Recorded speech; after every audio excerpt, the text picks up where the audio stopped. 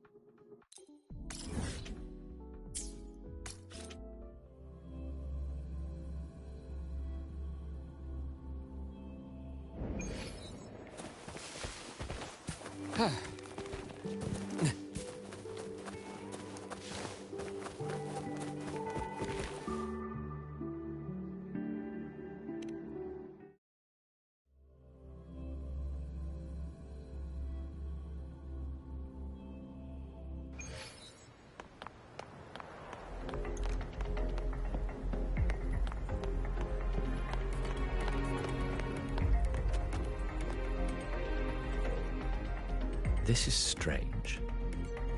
I was setting up the room according to the riddle the Academy gave me, but now it's... Who changed the riddle? Who altered the scene? Could it be that rabbit the students keep mentioning? Either way, I should focus on restoring the room through memory projection. If a student gets misled and causes another accident, it'll be a real headache. So, this is Professor Savi's memory when he first entered the dark side. He stayed here quite a while and used his forte. From what we just saw, he was one of the staff involved in the new solo celebration. He came here to restore the scene that had been tampered with. But... Something wrong?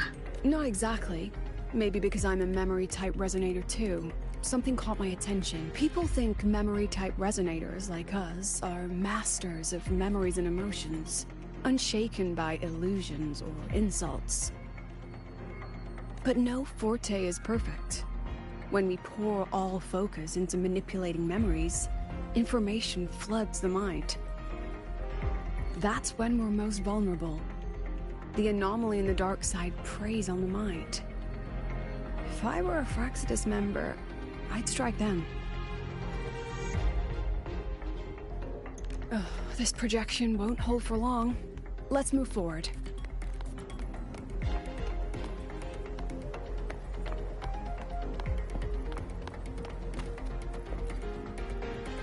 I can't even feel time passing here. Half an hour's gone already? This one should go here. Wait, the rabbit, you again. Are you the one who changed the riddle and walked this place? Get back here. This memory records the moment he met the rabbit. Before that, he mentioned time. Could that be another key factor? Did the other victims have similar behaviors?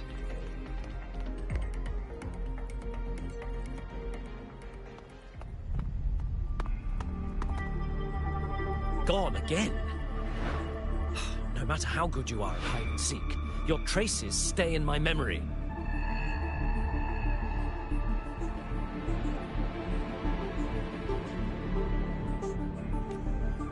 I'll just need to use my forte again.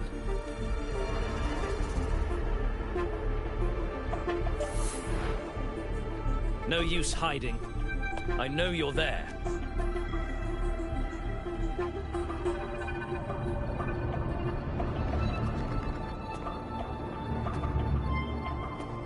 Surprised? Staring at yourself.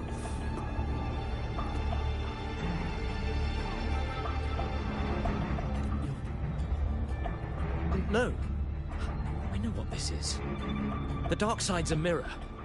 You're just my shadow. Even if I'm a shadow, so what? I'm still part of you.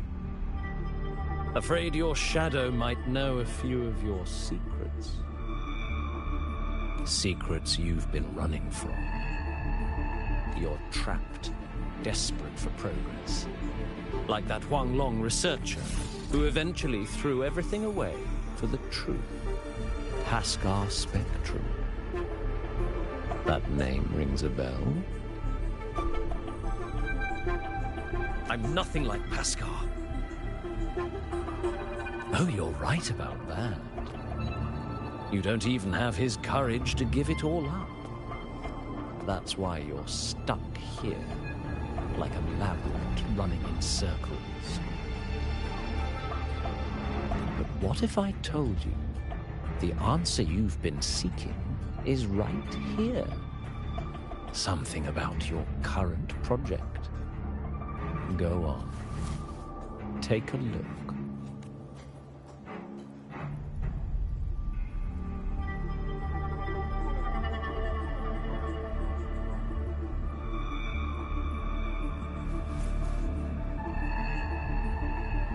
The data model was wrong from the start.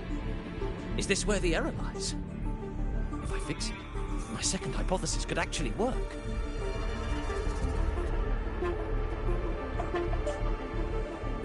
Then, based on the corrected model, the result should be... Wait. There's a formula missing. The first half matches my derivation perfectly. Where's the rest? Where's the other half of the formula?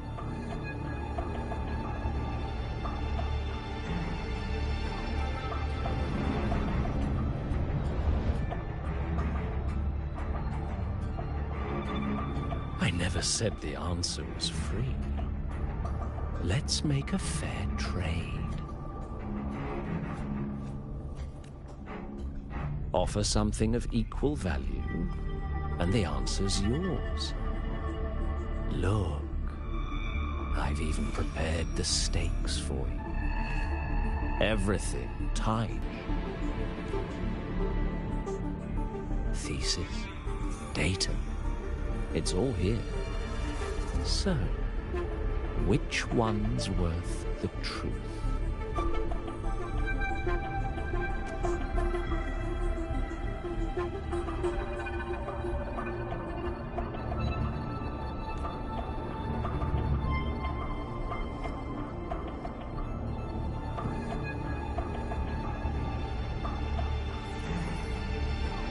See? No weight at all. Your report's worthless.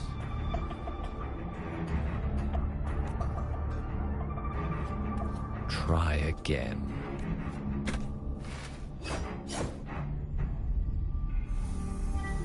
Ah, no, no, no. Far from enough. Is that the extent of your pride in knowledge? Why not wager everything?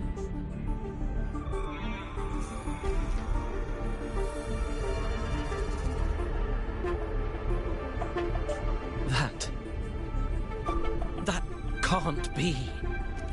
But it can. You've spent all your chips. What else do you have left to trade?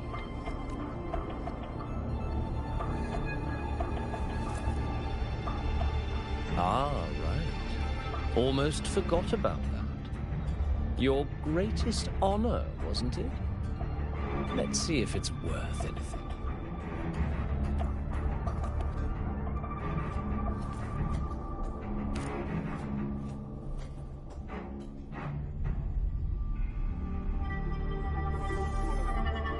Look at that. You've given everything, and yet you still can't trade for a single answer.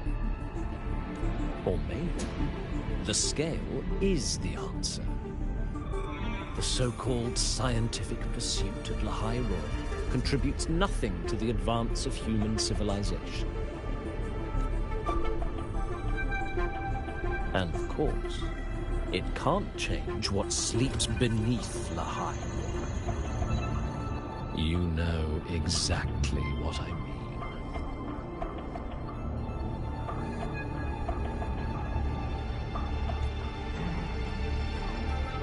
Enough! You don't understand anything. Oh, don't I? You've got nothing left. Oh, but there's still one last thing you can trade. Your life.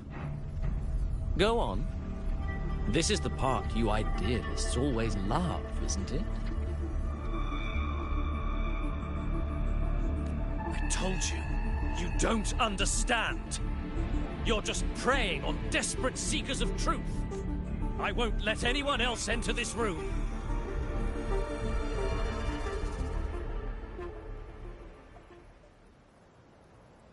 So that's why Professor Savi was so determined to keep everyone out of the dark side. He was protecting them in his own way. He feared that eager students or passionate teachers might trade their lives for an illusion of truth. Greatness isn't just about achievement. Sometimes it's about facing reality and still choosing to live with dignity. At Star Torch Academy, we pursue truth, yes, but we value the journey more than the destination. Weighing our worth on a scale? That's true ignorance.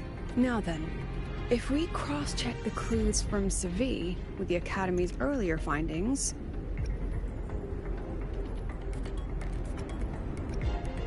You're half right. The key isn't the Forte itself, it's what it acts upon. Remember? Professor Savi used his Forte to restore the scene, and other student victims used theirs to take something from the dark side. In both cases, they influenced the space itself. That's the real link.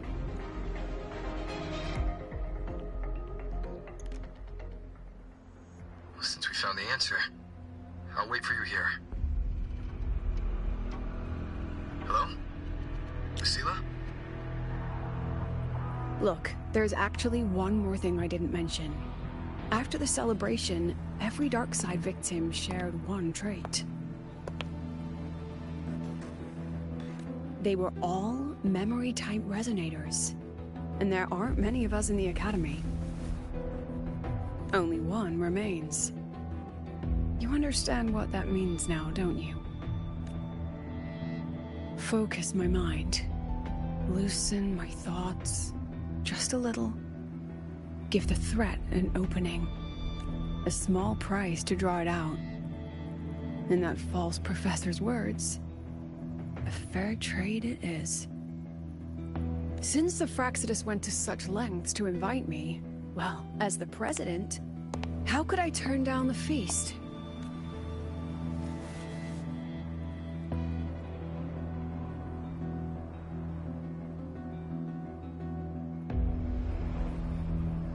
That student. You seem to trust him quite a lot. Mm-hmm. You'll understand once you meet him yourself. Anyway, how's your progress? Just as planned. No one else remains in the dark side. But the rabbit's clever. Every room has traces of its frequency. I can't pin down its exact trail. Huh. If it were easy to catch, their little feast wouldn't be half as entertaining, would it? And remember, if anything unexpected happens, you know what to do.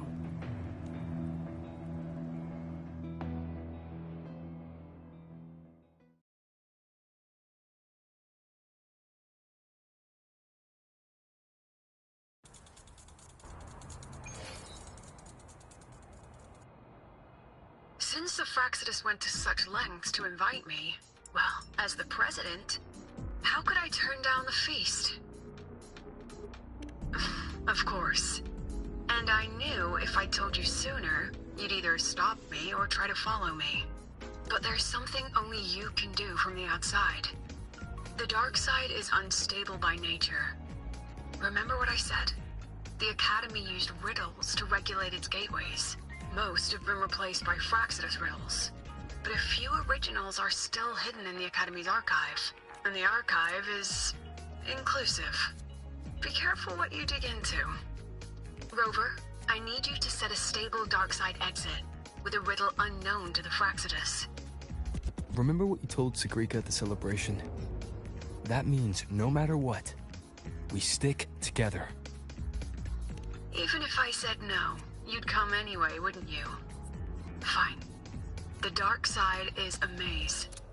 I'll leave a few clues behind to guide you.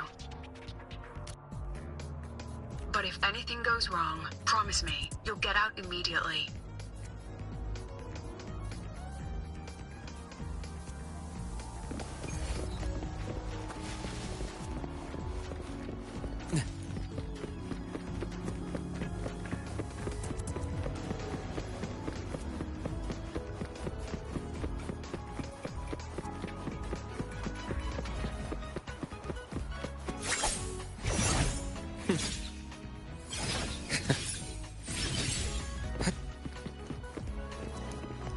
Path's clear.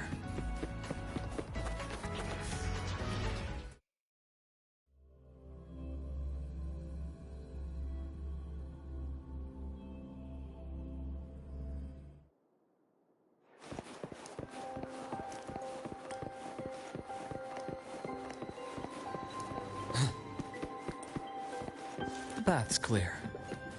Hit. Hit.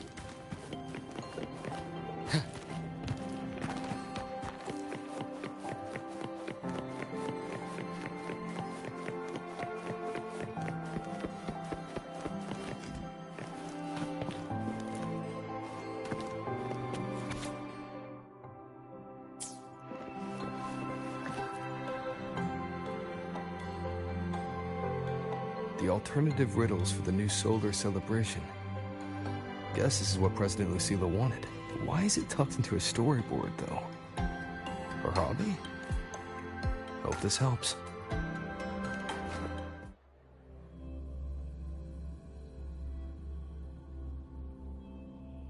You're here.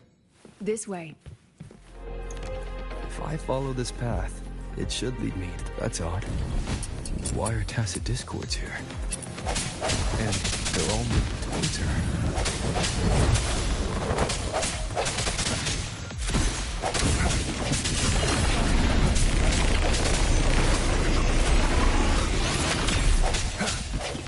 I sense your weakness.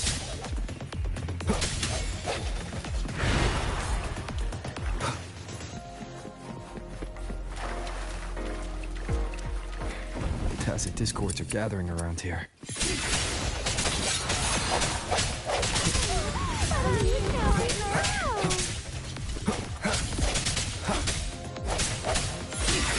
Hopefully this helps.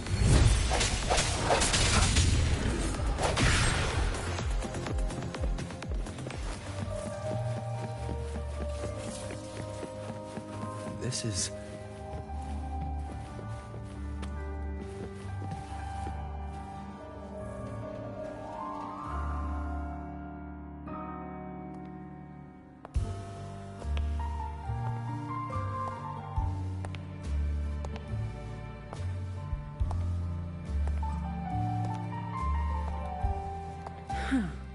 Even got my taste right, huh?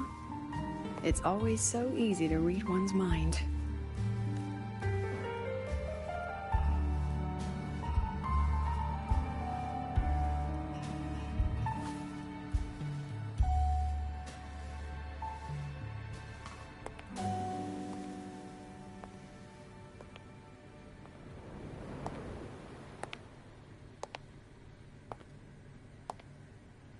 The Tragic Life of Lucilla. Directed by Lucilla. Starring Lucilla. Welcome. Enjoy your own movie.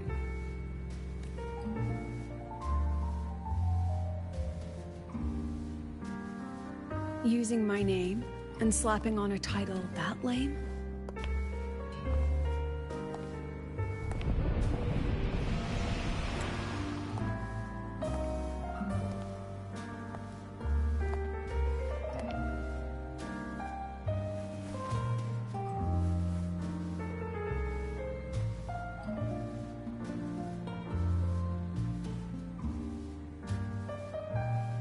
I heard the Fraxidus had a playwright. And this is what your art looks like?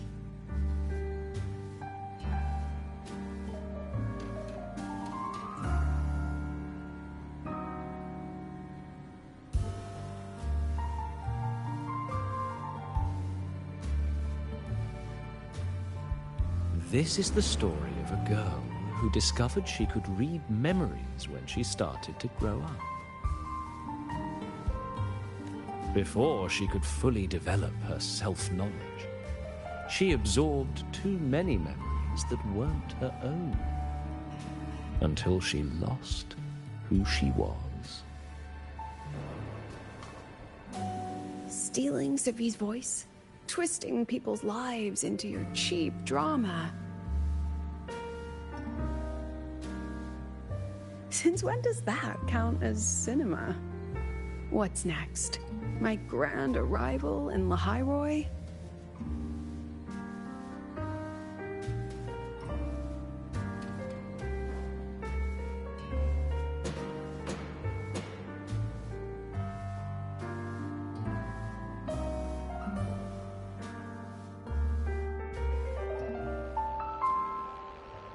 How ironic. The girl who built her life on her memory gift walks into an institute buried beneath the Frostlands and becomes its leader. A flock of lambs chasing the future crowns a shepherd who can only record the past. What can she offer? Drown in the relics of humanity's golden age? Or lead the innocent straight into the abyss?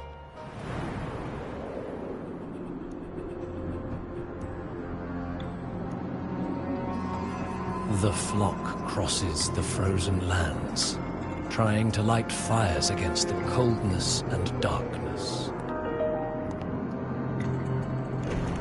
Some burn clothes, some burn books, some even burn themselves.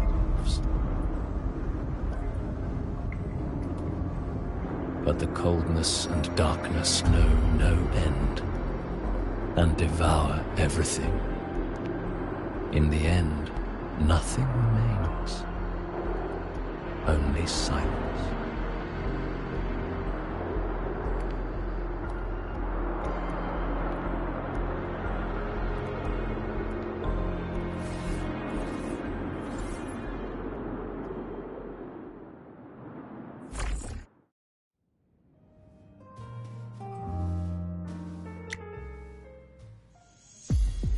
Oh, how considerate to have even written the Academy's ending for us, too.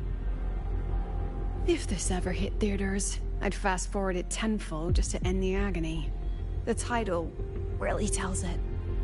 Utterly tasteless.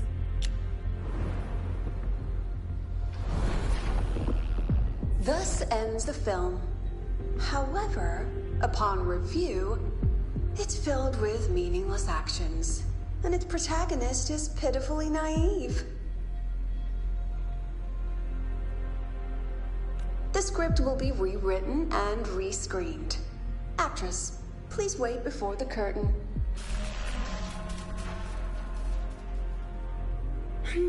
A post-credit scene? Planning to remake my life now? Fine. Since you've handed me a free ticket, I'll see it through. The Tragic Life of Lucilla. Remake. Scene 1. Action.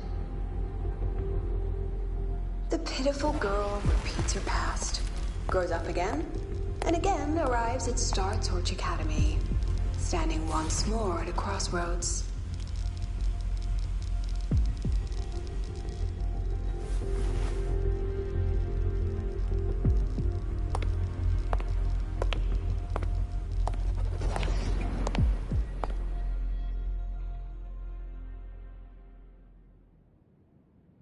Now, I'll announce the results of the Star Torch Academy presidential election. The vote was jointly conducted by each department's committee and the new Federation Special Investigation Panel.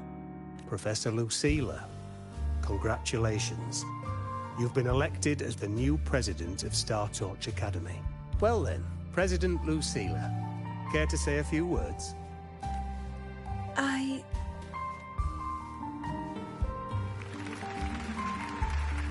That's amazing, Professor Lucilla. Oh, should I say? Thank you for your trust, but I don't intend to accept. Compared to others at the Academy, don't you think I'm a bit too ordinary? I have no major academic achievements, nor administrative experience. Honestly, sometimes I even feel small standing among all of you. Making a nobody the shepherd is dangerous for everyone, isn't it? So, please understand my choice. I'm content following at the back of the flock.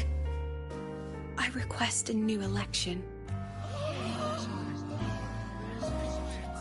Everyone please be seated. At least she knows her place. Let's just set a new election date and move on.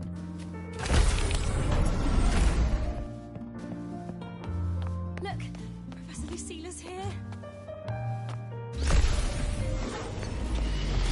About your request, I have the right to reject it.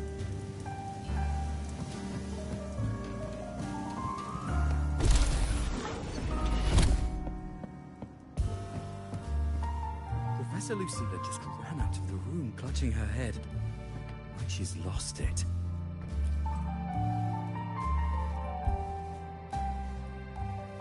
How long has she been locking herself in there? No clue. We just heard stuff breaking. And someone crying. Could it be she's having another episode? The madness caused by memory confusion.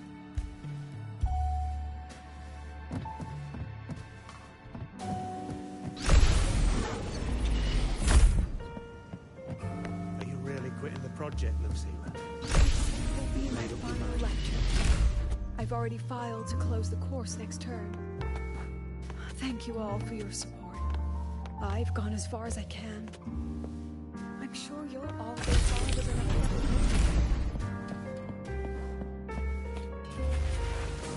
She said nothing. Deep down, she'd already accepted her own mediocrity and stopped moving forward. The girl who once forced herself to stand tall now teeters on the edge. Her curtains about to fall.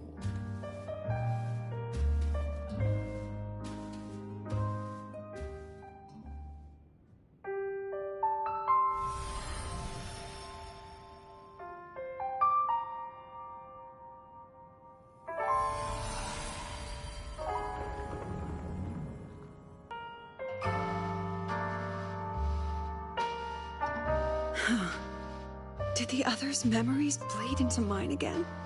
How long was I out? The meeting's already over.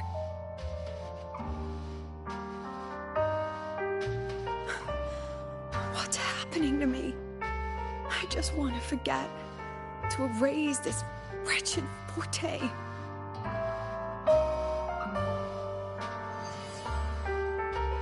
Erase. If I erase the memory of my forte itself, maybe then everything will go back to normal.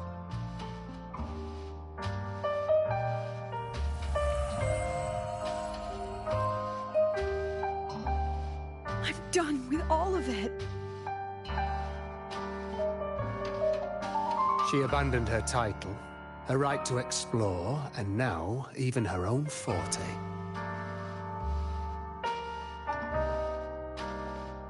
She chose to kill the person she used to be.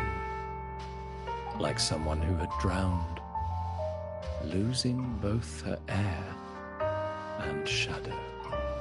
A different choice. A brand new life. Tell me, our dear audience, isn't this fascinating?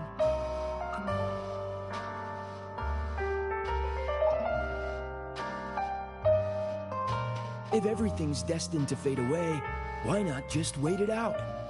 Enjoy the last bit of pleasure and revel in the beautiful memories before the end.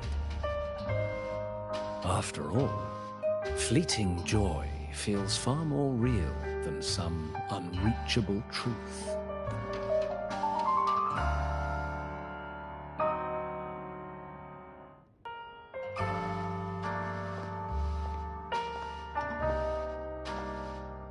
You only need to come a little closer and take my hand. Our lives can trade places. No more pain, only warmth and bliss. The curtain's about to fall, and the choice is yours.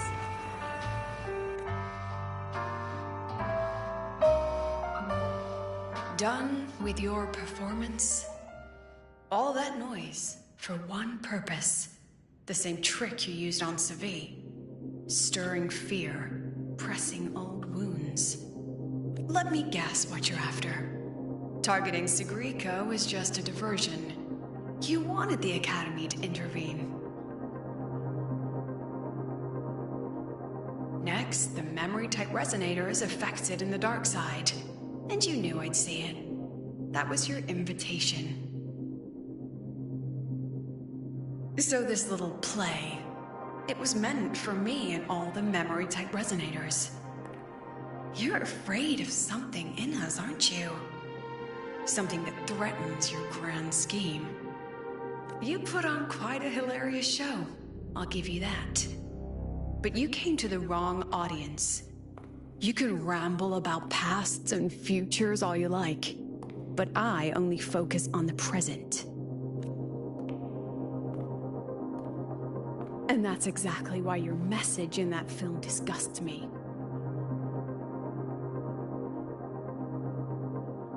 I don't deny the doubt, the struggle, or the pain we face in our search. Every soul in Star Torch Academy has endured those.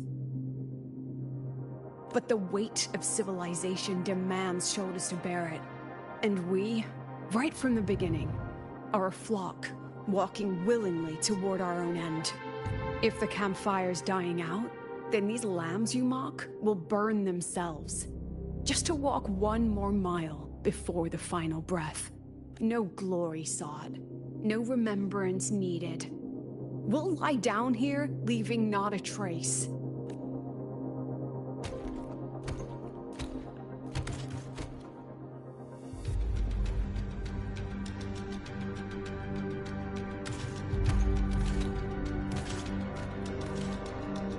But what's the point of it all?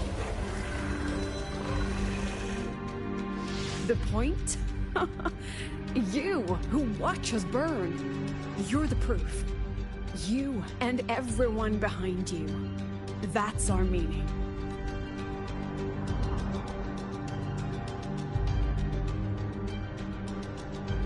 And one more thing.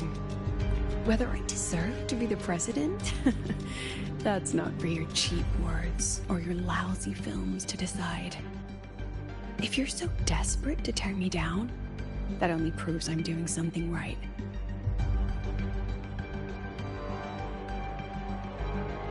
Tell me, who's the real desperate one here?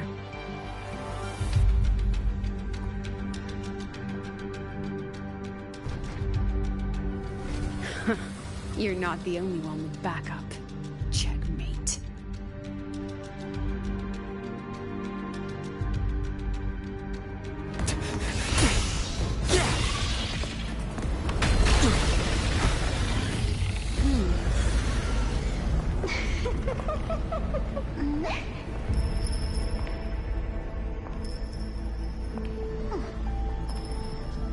You're here.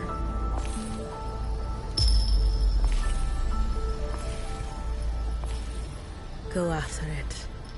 I'll handle the rest. Come on, we've still got work to do.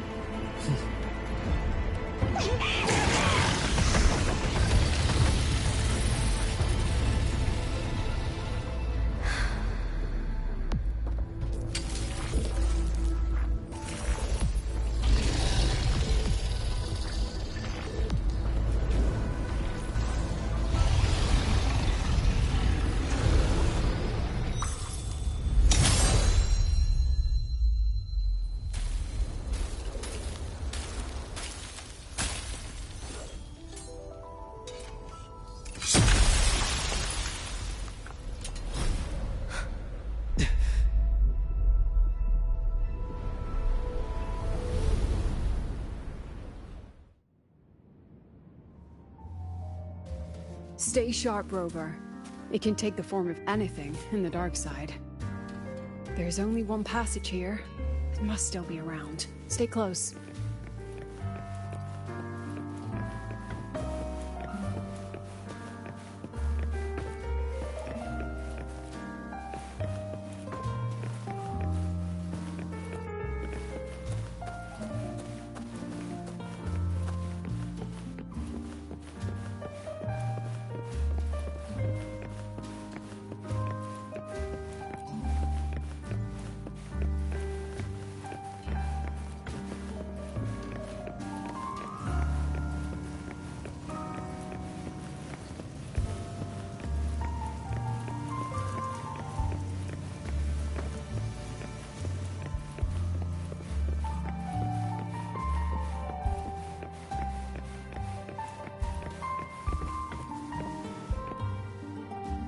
No sign of it here either.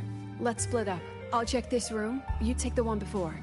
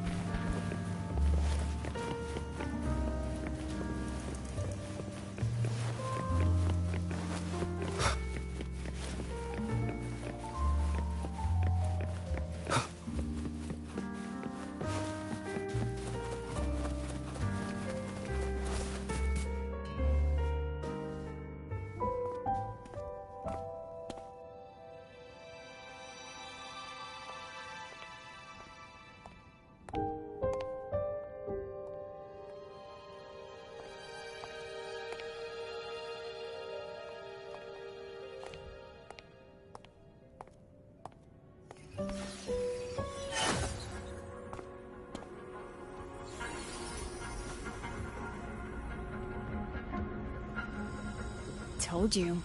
It's checkmate this time.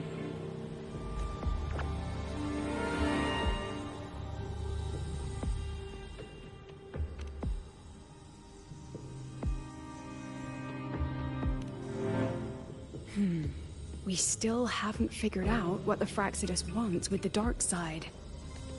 For now, this little one's our only lead. Let me try reading its memory first.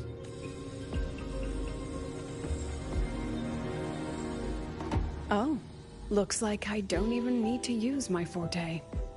I suppose this counts as our first proper meeting, Madame Lucilla. Proper meeting? You're talking to me through a rabbit from your little hideout. That's what you call proper?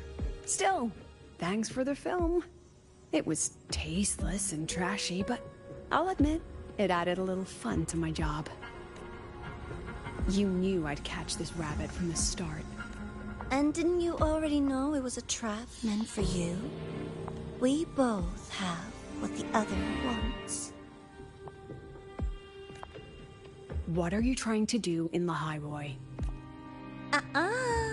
As an educator, you of all people should know better. Finding the answer is the asker's job, you know?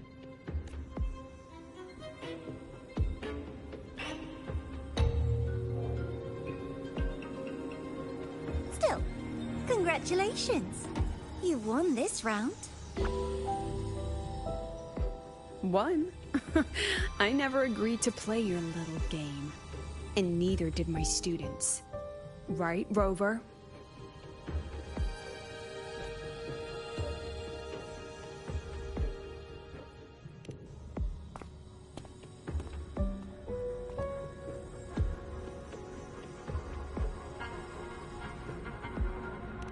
Flattering myself?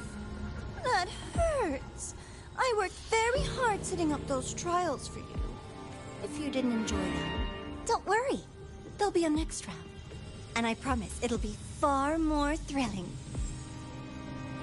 Because next time, we'll be betting on the very fate of La Highroy. Will it go boom and vanish? Or will the flames of Star Torch keep burning?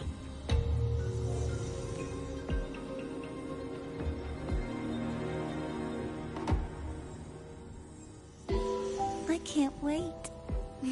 Truly, I can't wait for our next meeting.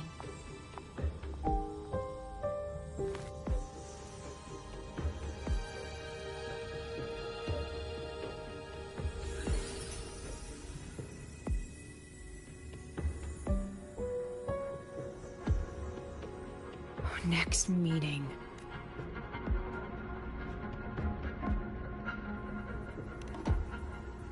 It's alright. At least we dealt with the source of the dark side's anomaly.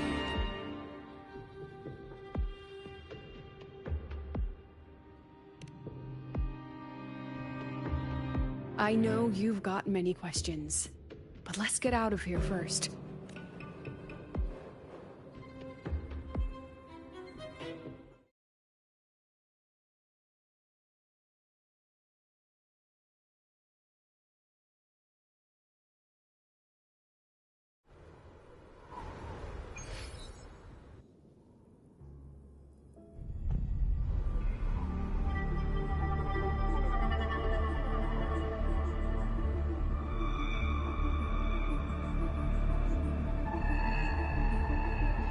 You said the things in the dark side wouldn't hurt them. Didn't I do what you asked? You wanted to help Zagrika, so I tweaked the dark side to help her see herself clearly.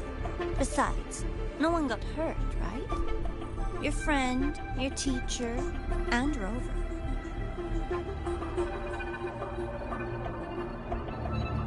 I should thank you, actually. You helped me finish an experiment. Experiment? The opposite of the void. How far can memory-type resonators go before its power consumes them? And what other tricks is this petty academy hiding?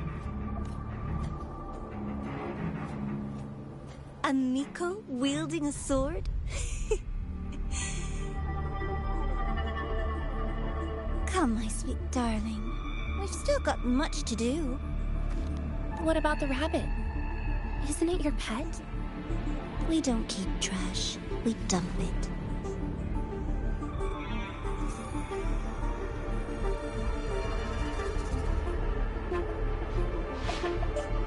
So, please try hard to be useful if you don't want to be disposable.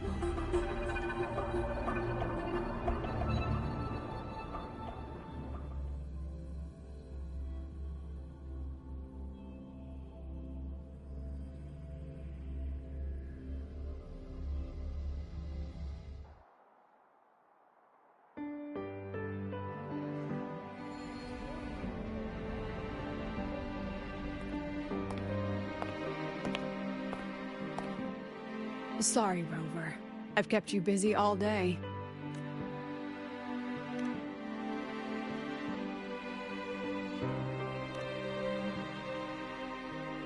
From the moment you came to me, You already knew this was a trap set by the Fraxidus. Yet, you planned to walk right into it. All in a day's work for your president. Besides, it worked out pretty well, don't you think?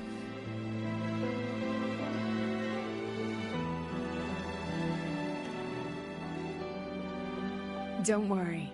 I know the dark side pulls people toward what they fear and try to escape from. But I learned to face my past honestly long ago.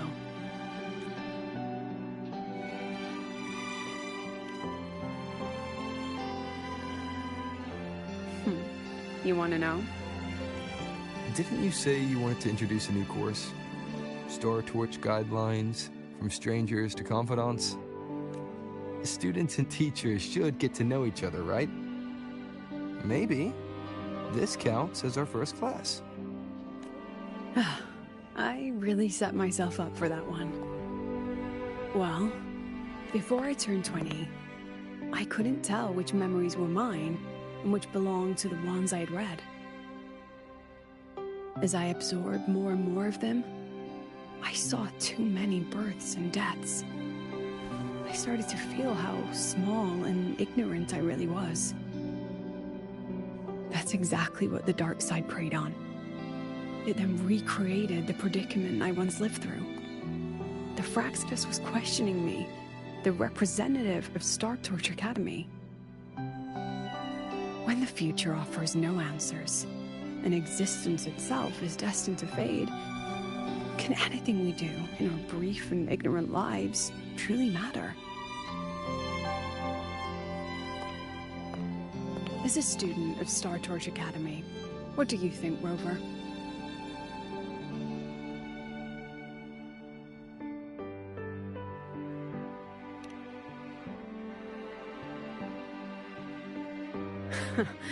That's the kind of answer you'd say.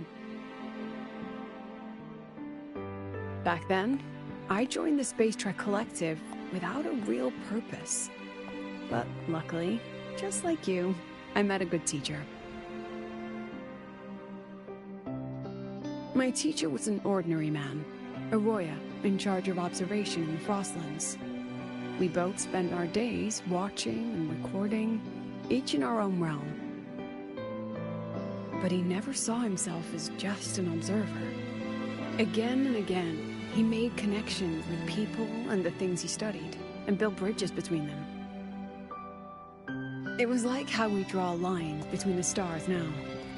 In these perilous Frostlands, each person is a point of light for another.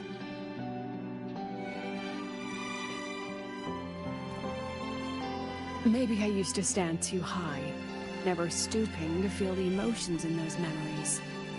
The ones that needed time to settle for an ordinary person. When I revisited the memories I once read, I realized they all shared one thing in common. Everyone spends their whole life searching for answers. And it's those very answers that give meaning to our journey toward the future, even if we might find nothing in the end.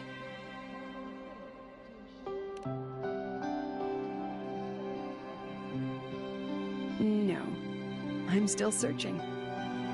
In that sense, I'm the same as all of you. Just another student on the path. So, don't worry. Until I find it, the Fraxidus won't be able to shake me. Also, about that Miko lady you're curious about, my lips are sealed on that, I'm afraid. A president has her principles, not to mention the Academy's safety protocol. But one day, you'll see her again. Anyway, I still have to write a full report on the dark side. Leave the rest to the adults now. It's getting late, Rover. I'll see you in class.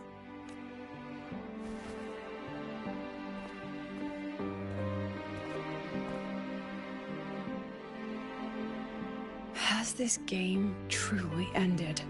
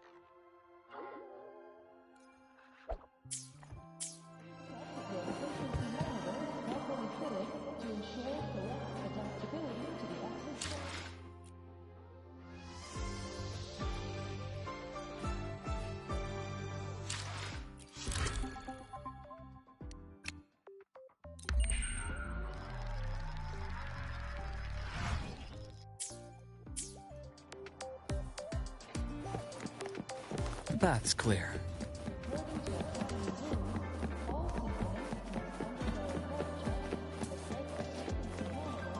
Isn't it a bit weird to wear your pilot Be sure to show me that.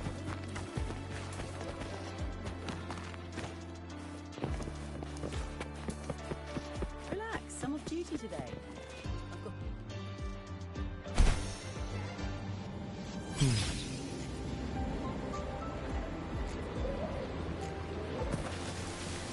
That's clear.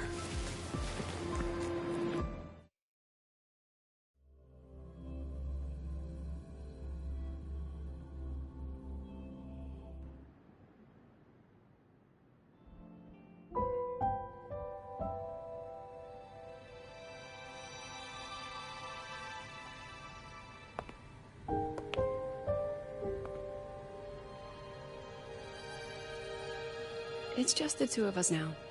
No need for all the formality, Hiyuki.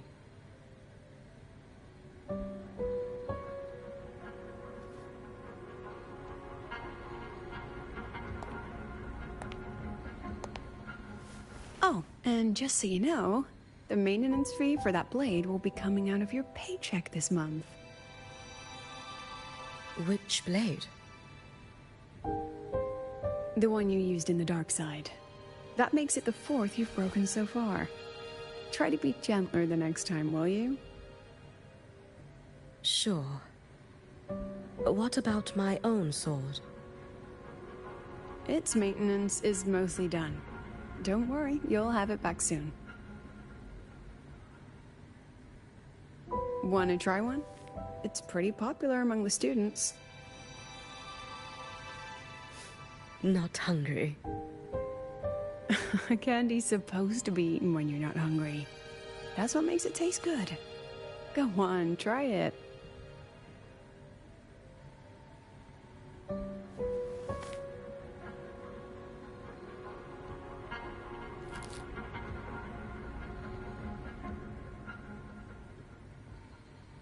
Have you swallowed it? Mm-hmm. A bit sour, and my tongue's tingling. Not my favorite. Huh. No reaction at all. That's odd. When Sigrika and the others ate theirs, they... What? You're no fun. He saw me. Does that affect your plan? It's fine. The Fraxidus didn't just set the trap for me. It was meant to draw you out as well.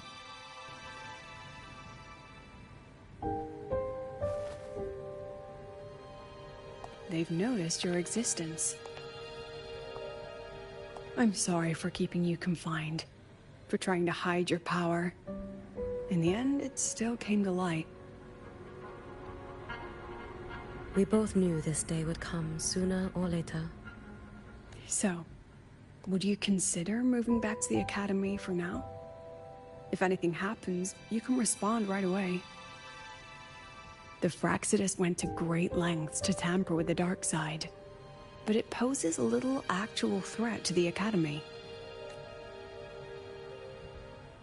At worst, this anomaly might be tied to the power of the Threnodian too. It seems they're already preparing their next phase. What do you need me to do?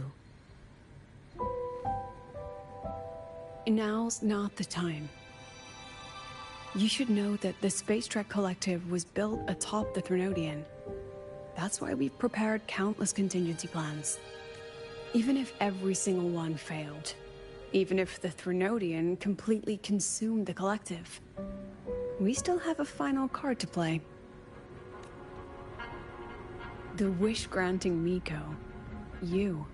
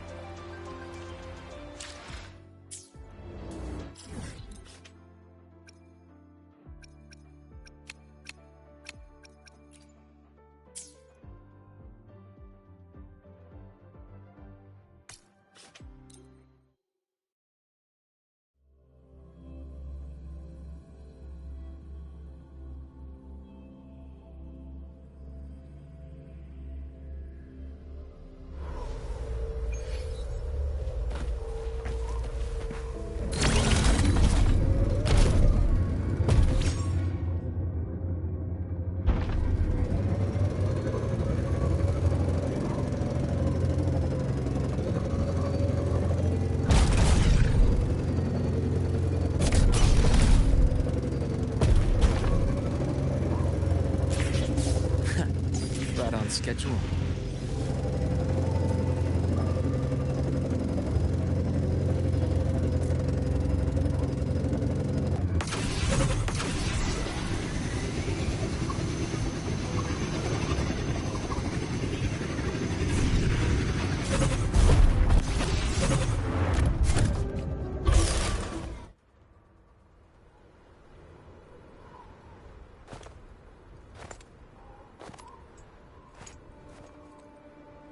What are you looking at? Ah, there you are. Nothing really. I've just been wondering if I wanted to land another astronomical investment to study all the exoswarm coming off this giant mech. What kind of pitch would it take to make every major player in Solaris nod along and funnel credits into my pocket year after year? Have you figured it out? Not yet. My conscience won't let me think that far. Luckily, the man who can figure it out is back. The old man who promised me the blade. The head of the Space Trek Collective. The very same. But don't let the quick agreement fool you. He's already thinking 10 steps ahead. If Ishino Hado wasn't in such dire straits, he wouldn't have agreed to forge that blade for you so easily. Or at the very least, he'd have made sure he got his pound of flesh in return. I couldn't find the child. Time and space in that dimension are too fractured. My familiar lost its way.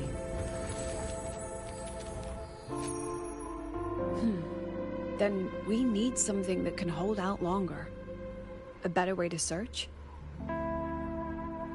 Void matter reactivity has been high lately. A clear sign to follow would be best. That child is the Exostrider's resonator. There's no clearer sign than that. Looks like it's time the Exostrider was reactivated. When that happens, whether you're an annoying adult or the one meant to pilot it, I'm sure everyone will be on board, don't you think? What if we used footage of the Exostrider activating to pitch for funding? And the confidentiality agreements? No sympathy for my chronic funding anxiety?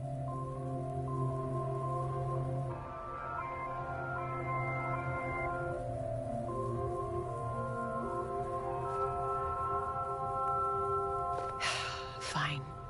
Go to Honami. I already approved your leave of absence. Why?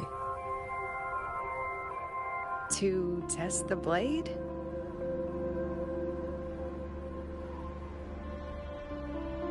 Even once the Exostrider awakens, there's still a chance it fails. If it does, what you sealed in the Deemer Plains becomes a liability. But it could also be our ace in the hole. So, before I give you the thankless task of guarding those planes, go deal with matters of the heart first. Understood. I will return in 1 day. Take 2. Give yourself a day to look around. Go on. A Black Shores member will meet you there. I still have all of Dr. Luke's mess to clean up. Understood. I am at your call, should you require it.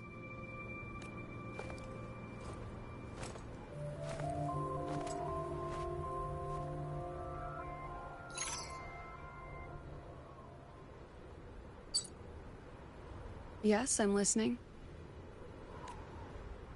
So it's about Denia. I see. Let's discuss it in person.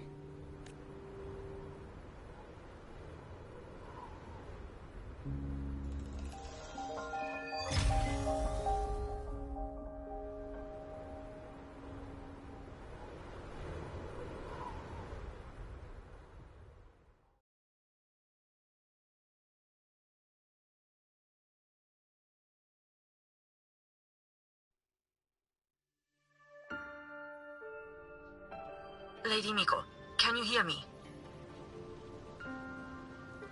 Yes. You may call me Hiyuki. Understood, Lady Hiyuki.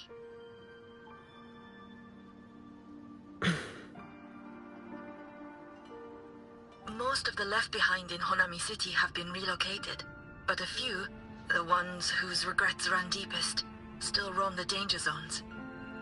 Their unfulfilled desires concentrate the lament's power. An incident just waiting to happen. With you here, I feel better about the situation. We didn't expect you to take this on yourself. Protecting Honami is the duty of the Miko of Flaming Sakura. I thank you for your support. Actually, I have a favor to ask. Oh, is it about Gyokuro, the former Miko? We've already found traces that may belong to her, but nothing we can confirm yet. We're in the process of narrowing down her location. As soon as we learn anything, you'll be the first to know. I am in your debt. Oh, it's nothing. If it weren't for you back then, I would have... Anyway, I'll leave this area to you. You can rely on me. Was there something else you wanted to say? Nothing, Lady Hiyuki. It's just...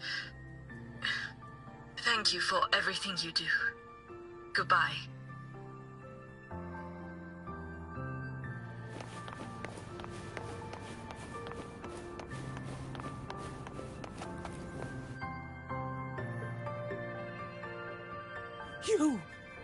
You are...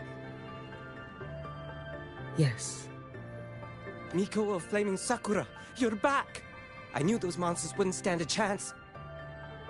Everyone else thought we were done for, but I told them, don't worry, Lady Miko will come and save us.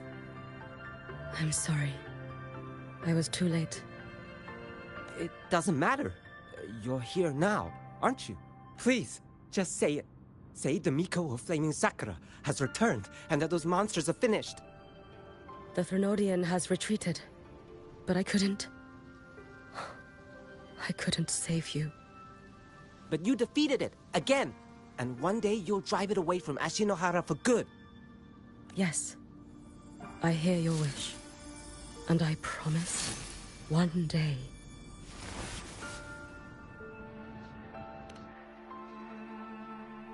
I failed their hopes.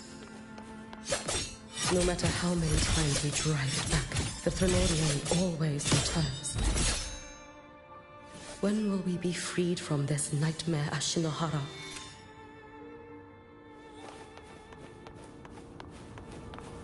Lend me your strength.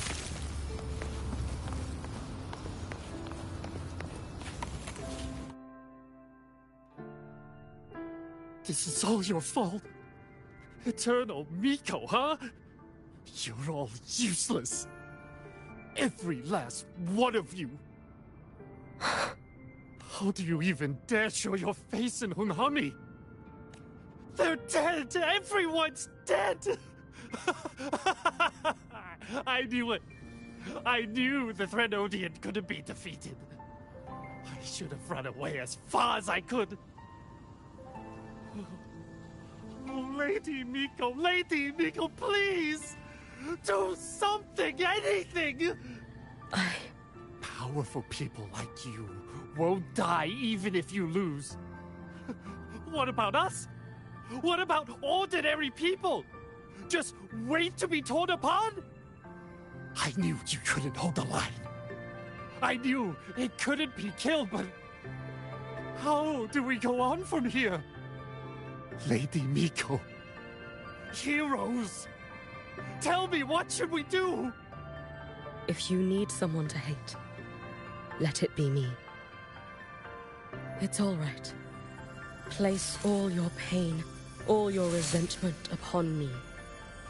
May your soul be granted a moment of peace. If I had been stronger, could I have saved them?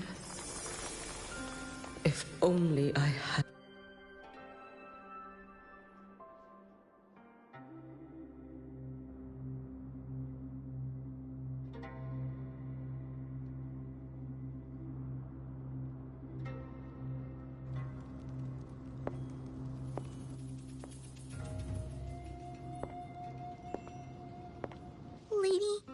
Miko? Are you the Lady Miko?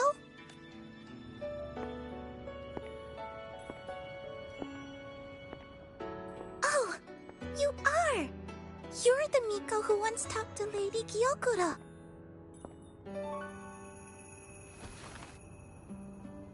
She told me about you. She said you're her most treasured family, just like my big sister and I. Your name is... it's... Hiyuki. Yes! Hiyuki! That's it! Such a pretty name, just like Lady Gyokuro's. My sister said if I hid here and prayed with all my heart, Lady Miko would come and save us. So, I've been waiting.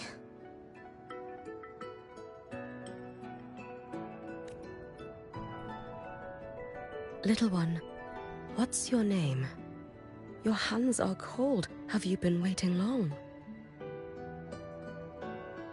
Kana. My sister calls me Kana. Lady Miko, you're finally here. But my sister... she... It's all right. I'm listening. She asked you to wait here, didn't she? Ah, she must have trusted you very much to give you such an important task. Task? Yes, a task. If not for you, I would never have found this place. You did well, Kana. You completed your task perfectly.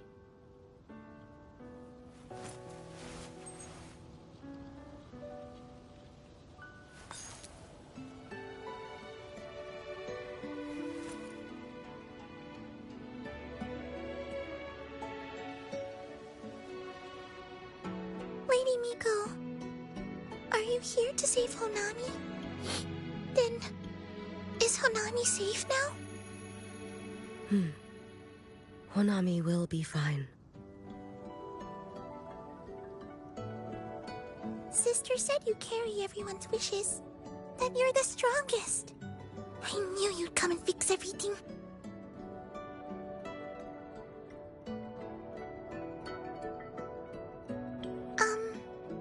Lady Miko, can you help me find my sister? Of course. We'll both get to see our sisters again soon.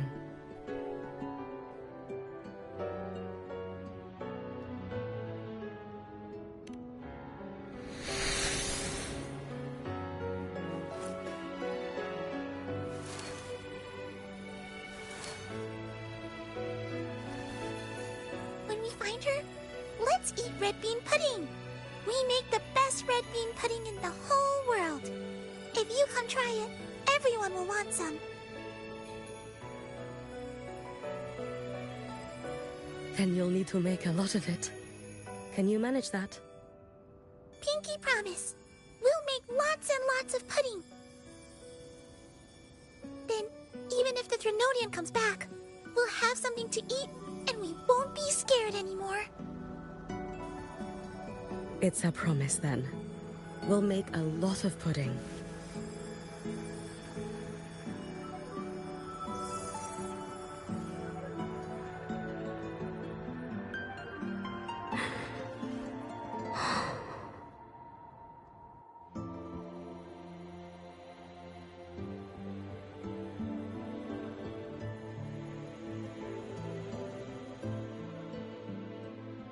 Red bean pudding. Gyokuro always did have a weakness for sweets like that. This time, will I find her traces and truly set her free?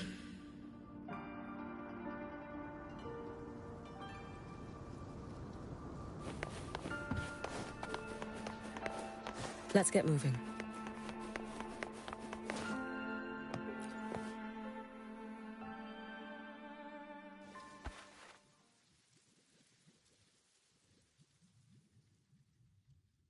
Hello, Lady Miko. I've been waiting for you a very long time. My final wish was simply to see you one last time. Your final wish? Yes, it's all right. I know I'm dead. I know I'm what they call a left behind now. But I thought if I'm going to remain like this anyway, I might as well get what I wanted before I disappear, right? I've heard of cases where the left behind remain aware of their state, sustained by powerful desires, but for such a simple wish. You truly only wish to see me again. I mean, you are a legend. You've been the Miko of Flaming Sakura since my great-grandmother's time. When I heard Honami was in danger, and that the Miko of Flaming Sakura would meet the Vanguard, I rushed here just to see you. You shouldn't have taken such a risk. If you wished to see me, you could have gone to the Flaming Sakura. I know. Everyone says you can just write your wish on the plaque and Lady Miko will see it. But I worried. What if it never reached you?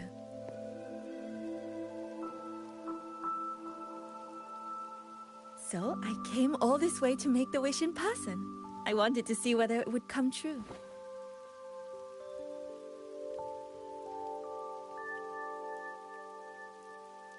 Very well. Then tell me, what is your true wish?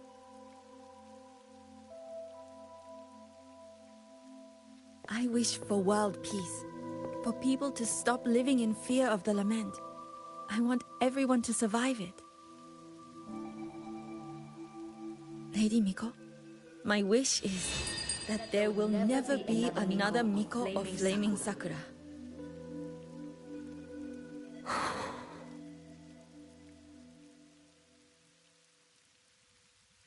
I see. Then I promise you, this wish will be fulfilled.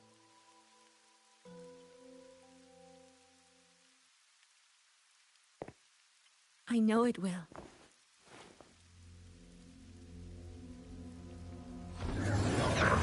After all, you are the eternal Miko.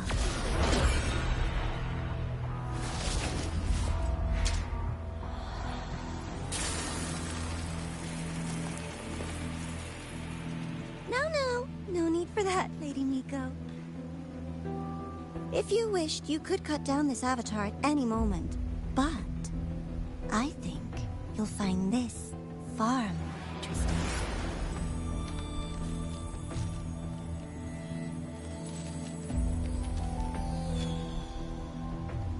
Yokuro's Shiratori. I know the Fraxidus has cost Ashinohara its fair share of grief. But personally, I hold no ill will toward you. I had dealings with the previous Miko. It wasn't exactly a pleasant chat. But I promise you, her death was not by my hand. Just as you once witnessed, she met the fate all Mikos of Flaming Sakura share. She died, burning her future to ash to pay for the present. Aren't you even a little curious about what I showed her? If this makes you uncomfortable, feel free to cut through space and leave. This face of mine, of course, is entirely at your mercy.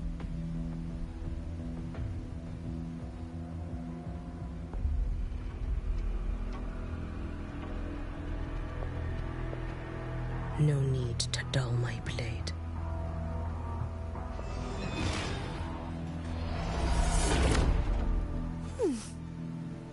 She wears the exact same expression as the previous Miko. I suppose one day she too will be reduced to ashes by her own wish. Oh, eternal Miko. Is she simply arrogant? Or just a coward?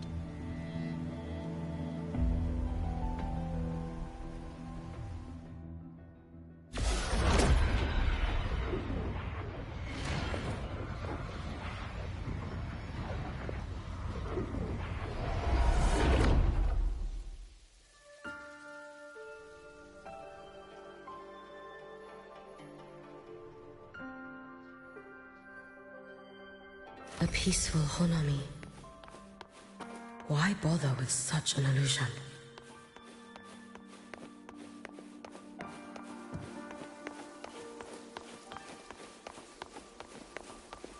Gyokuro.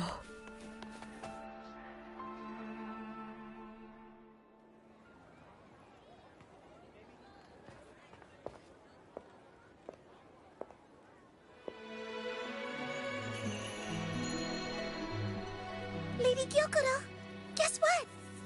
No math homework today! My parents and my big sister finally taught me how to make red bean pudding. Want to try mine? I'd love to. You know I can't resist red bean pudding. Wouldn't miss your special batch for the world, Kana-chan. Yay! I'll go make it right now.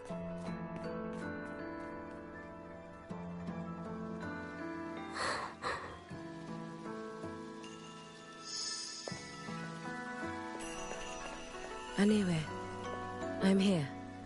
What is it? My. Can't a sister just want to see her favorite girl without a reason? That's not what I meant. There's that serious little face. I just wanted to chat. Always relaxes me.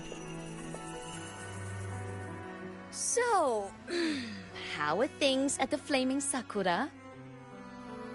The usual. Many came to make wishes. The Thronodian's active cycle is almost here. Death will be a frequent visitor to Ashinohara once more. Prayers for safety, peace, victory. They pile up thickest at times like this.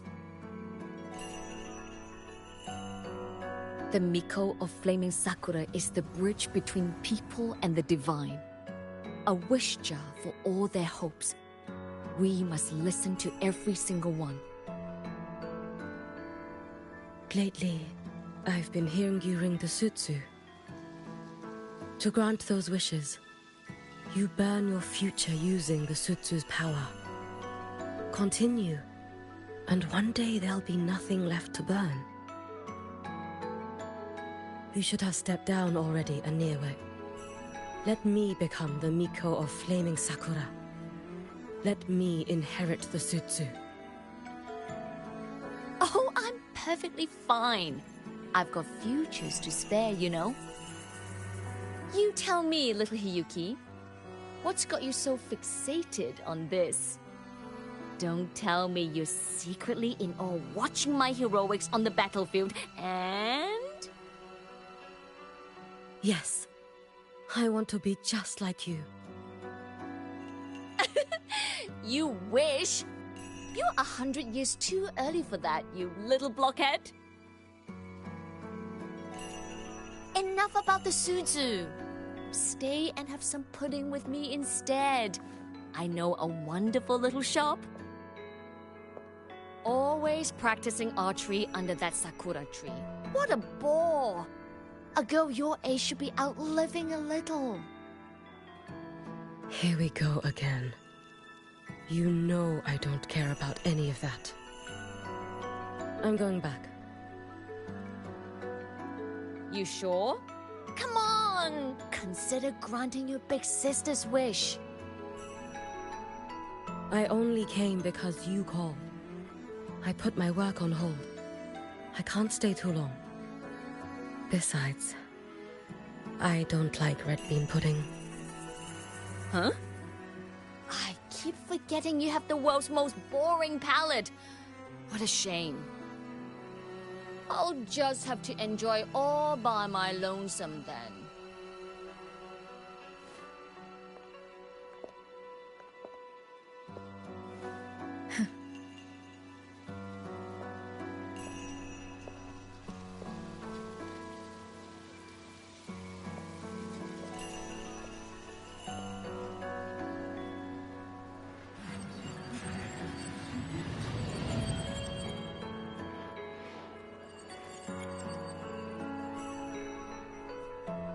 Gyokuro never once spoke of her own wishes. She lived only to grant the wishes of others. If only I had chosen to go with her.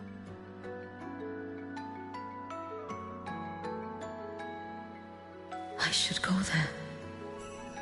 One more look will be enough.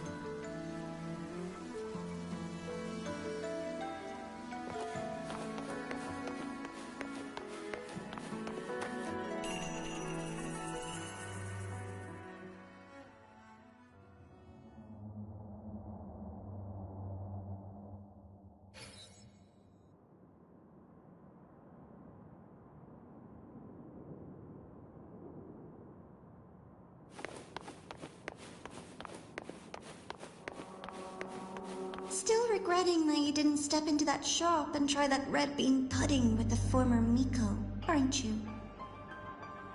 What's your point? The peaceful streets of Honami, the sweetness of red bean pudding. You know none of it is real. The illusion didn't deceive you, Miko of Flaming Sakura. You were the one who deceived yourself. Desperate to play pretend? Why not commit? Please, this performance is only beginning. Miko, Flaming Sakura. Do not forget the regret you carried here. You never forgot the lives you failed to save, nor their final You've been watching me?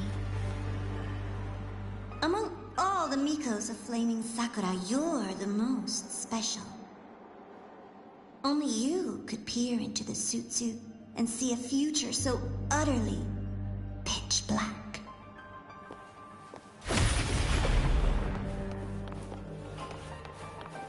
This is...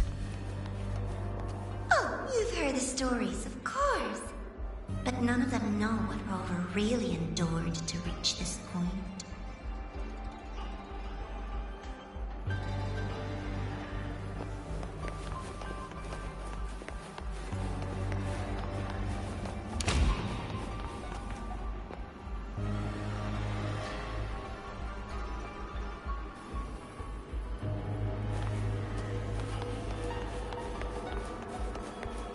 Rover.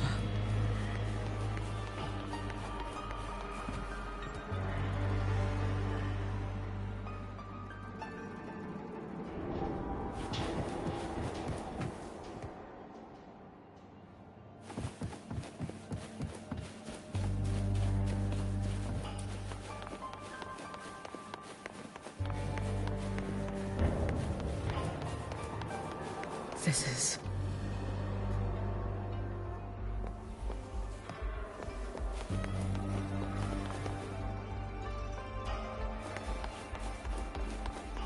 the Threnodian.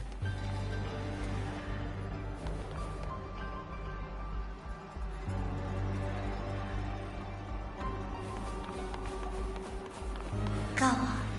The next act awaits you. Don't waver now, Yuki. That instinctive revulsion you're feeling will guide you down a path diametrically opposed to my own. You must walk this road. Only then will you understand, accept, and finally see where you went wrong.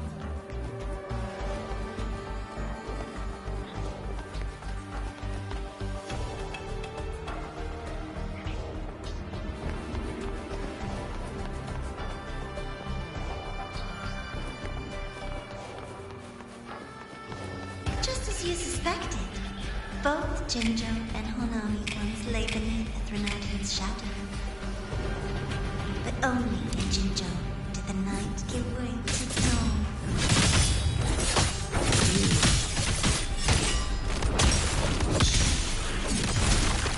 I would never deny their achievements, or hide the price they paid. That is their price. And likewise, I would never This blade. It's as sharp as they promised. Once business in Lahairoi is settled, I'll take it back to Ashinohara.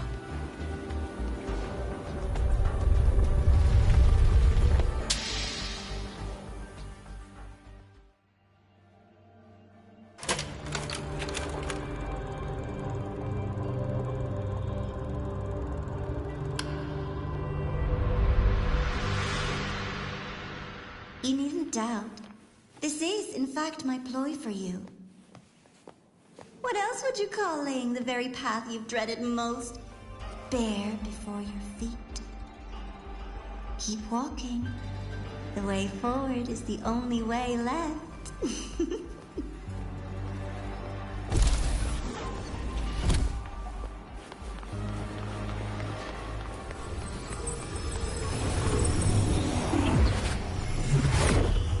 The inverted tower. I read the reports.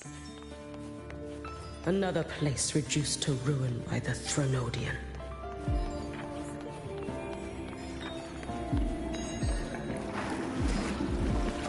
A nation that placed its faith in the Sentinel, yet its blessed maiden was spawned by the Threnodian Leviathan. Deliciously absurd, isn't it? I read the incident reports. It was the Threnodian scheme. Obvious enough. And from it, I obtained the precise counterweight to tip the scales. The power of assimilation. Precisely. After all, isn't that blessed maiden living proof? Proof that harnessing the Threnodian's power is a viable path. Is this the fall of Imperator? As you know, even a Sentinel can't be a crutch for humanity forever.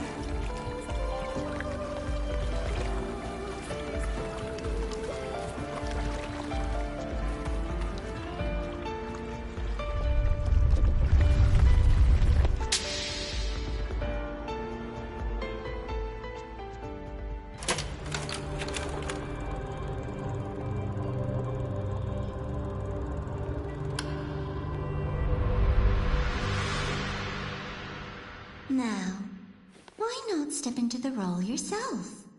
Experience Renacita's conclusion firsthand. Oh, and I made a personal appearance for the grand finale in Renacita.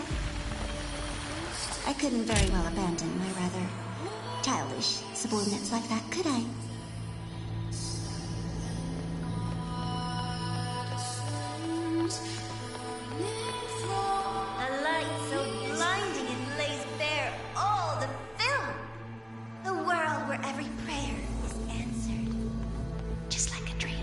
Wouldn't you say? Ah, if only Ashinohara could have... You had so many companions fighting at your side, and yet the reign over Honami simply would not cease. That's enough. Every single time, he succeeded in saving them. If only I could have... Ashinohara. Am I envious of what he has achieved? A little sideshow before the end. You don't mind, do you?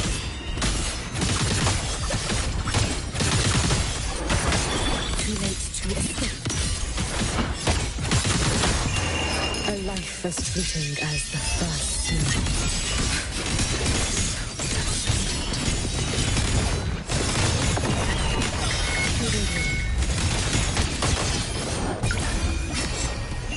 Roam above the inferno, gazing at the snow.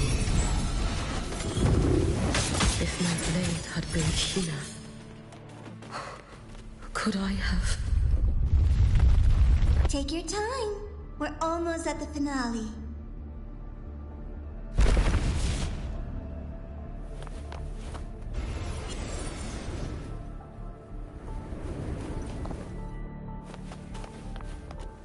Come, let's go.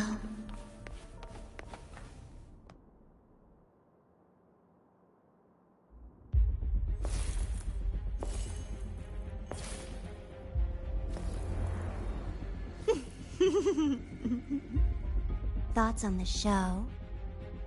You showed me all this because the Fraxidus wants to replicate the assimilation within the Blessed Maiden herself. You want me for the possibility that I could become the Threnodian's resonator in the future. I won't deny it. After all, among all the Mikos of Flaming Sakura, only you can see through that Sutsu and see a future so clearly entwined with the Threnodians. That is your gift, your talent. It is a dangerous curse.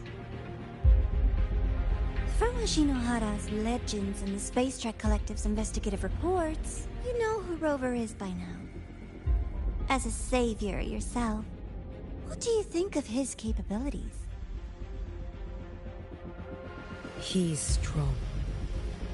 He can afford to be more effusive. Unlike you, who failed Ashinohara time and again, he is the perfect savior. But let's be brutally honest. This world doesn't have a second Rover. He saved Jinjo and Renacita.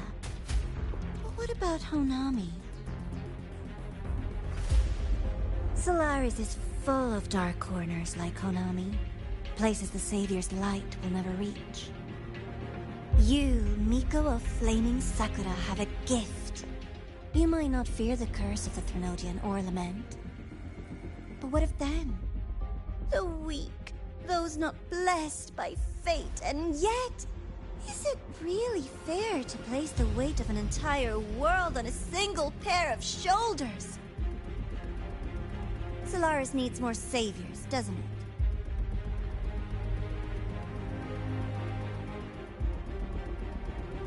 I'm just using the Threnodian to bring more of them into this world. You mean, you want to use its power, the way Rover once did? I've tried before, but a miracle like Fleur-de-Lis requires a billion coincidences. And Mia? Nothing but the delusional ravings of Leviathan. Even the one that appeared in Renacita at the end was just a hollow, mute shell. But with your help, everything changes. You could wield the Threnodian's power just as Rover did. Honami would not be a ruin, and Ashinohara would finally have its true savior.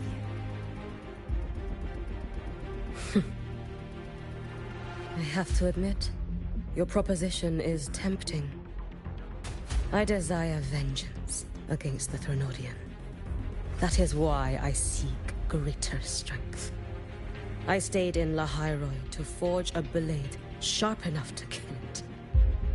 But I will not discard my dignity as a human for it. I will not become the very horror I hate. Not even for retribution. You stand on Honami's soil. You stand on a graveyard of millions. Go on. Ask them if your dignity as a human matters. I think they tell you that simply staying alive is what matters. Eternal Miko, you know your limits. You've crawled through countless defeats, barely protecting Ashinohara from the Threnodian's assault. But what of the future? You are no savior like him. When you fall, who will take up the Sutsu? Who will walk this lonely, futile path next?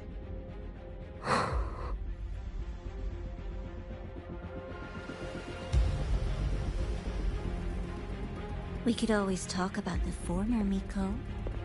The bodies of the left behind are ephemeral. You'll find I have a far more durable proposal.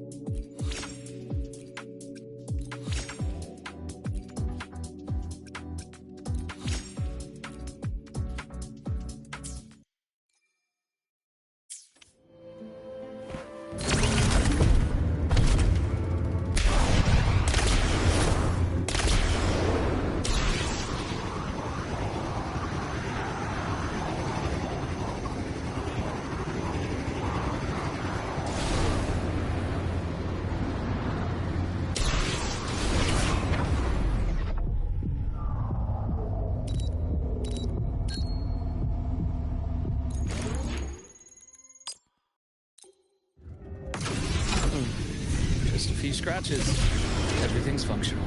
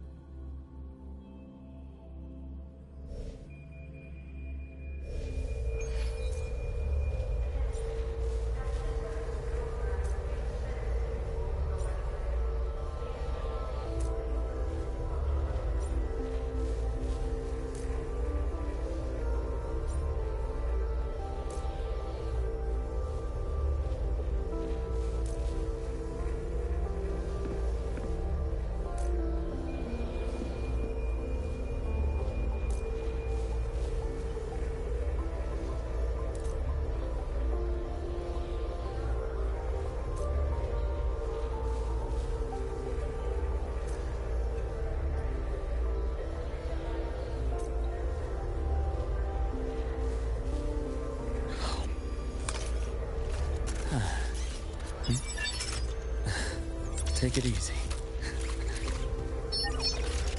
Do you want one too? Hmm?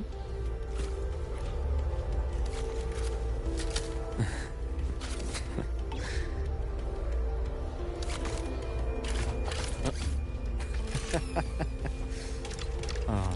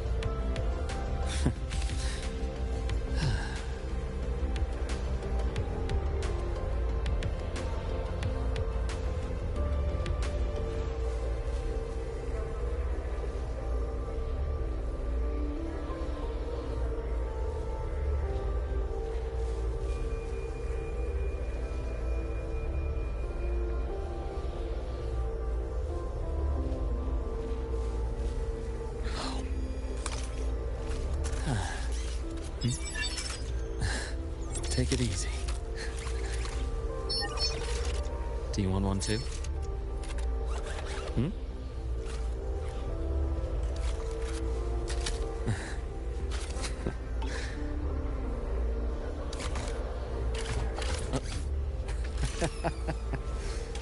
Oh.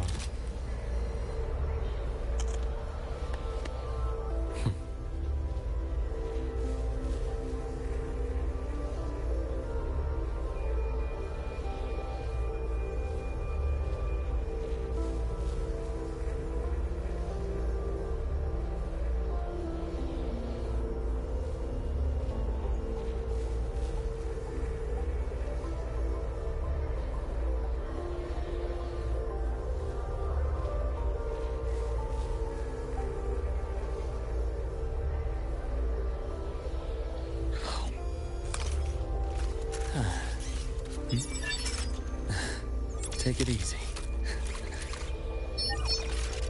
Do you want one too? Hmm?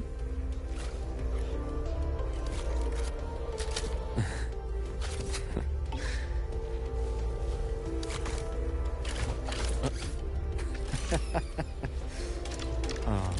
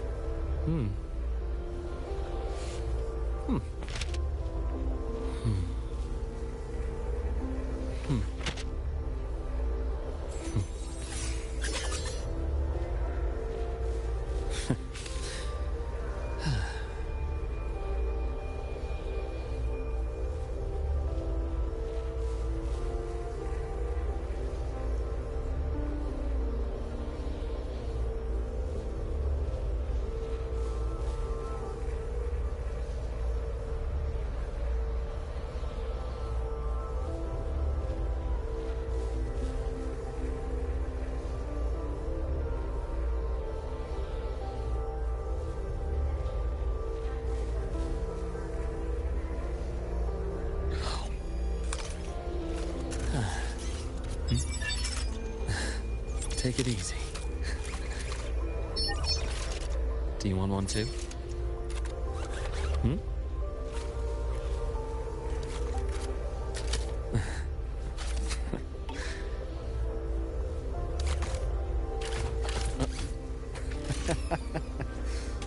Oh.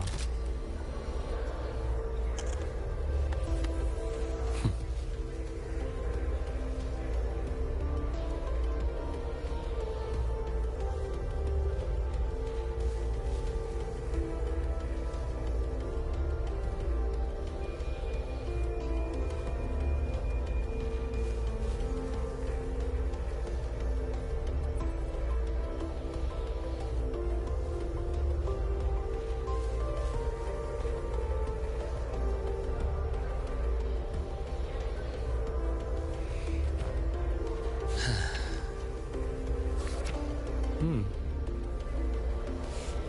Hmm. Hmm. Hmm.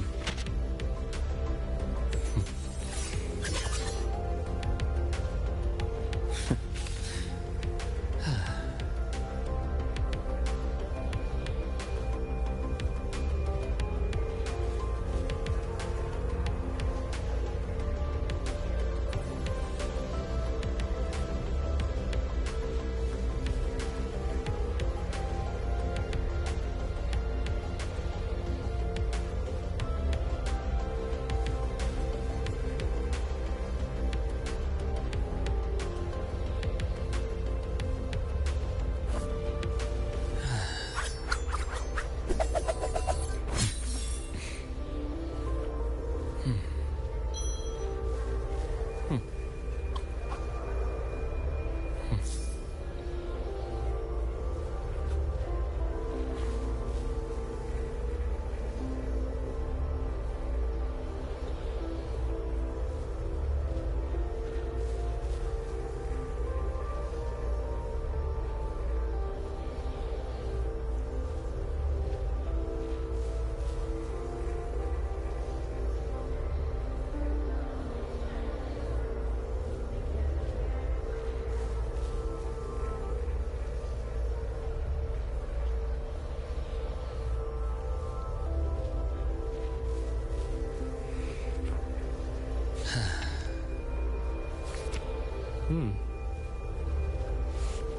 Hmm. Hmm. Hmm.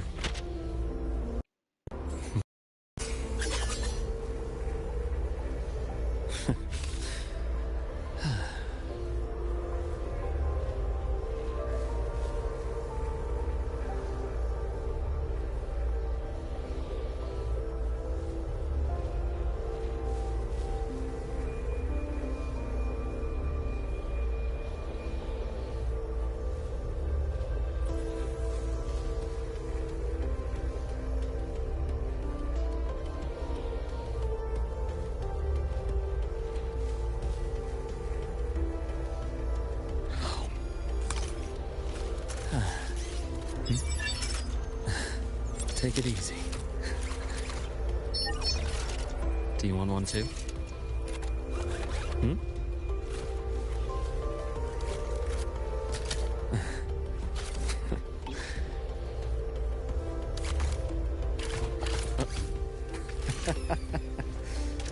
Oh.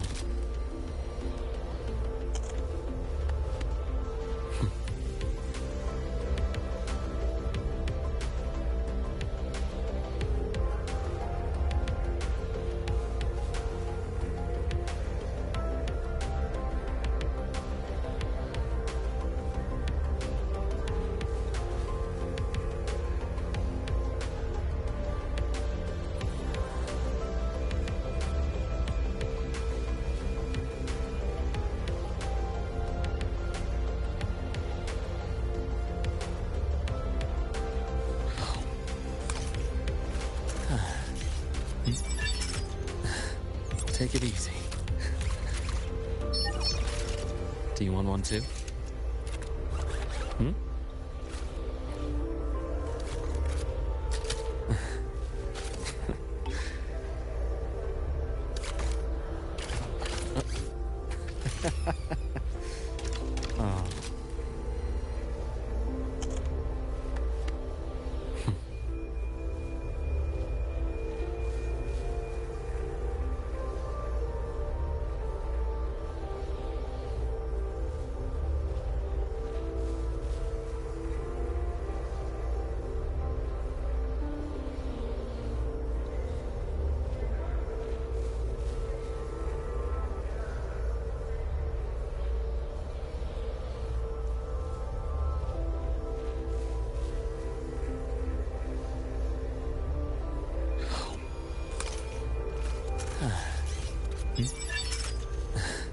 Take it easy.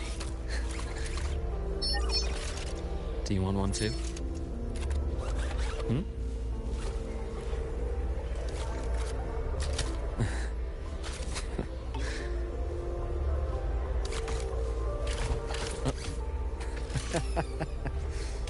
Oh.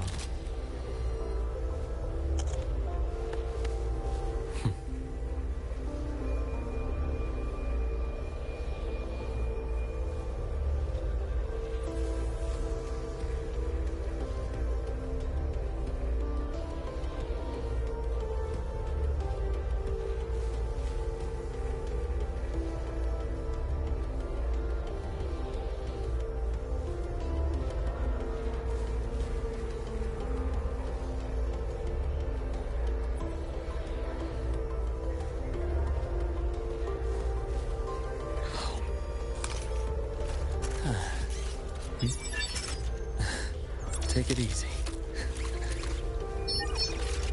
Do you want one too? Hmm?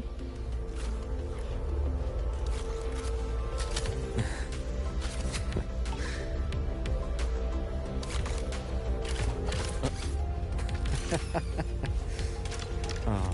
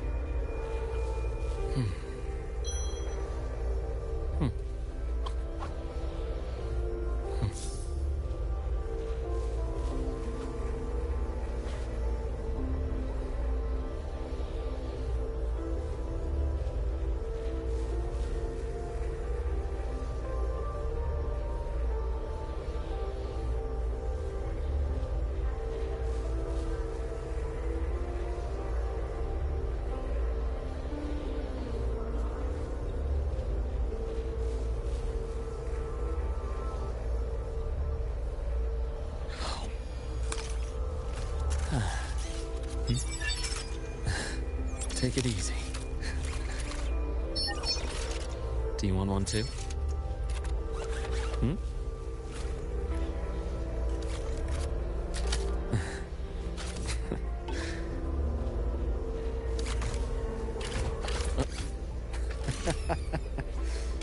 Oh.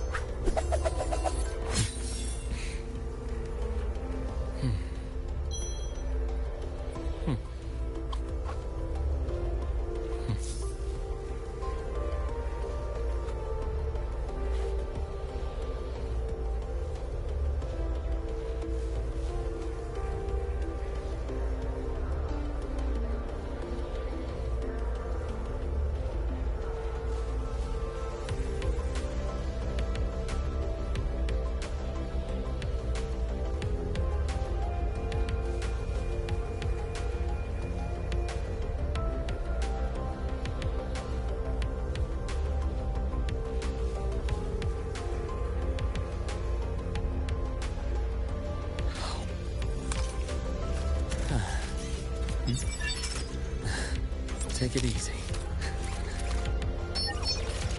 Do you want one too? Hmm?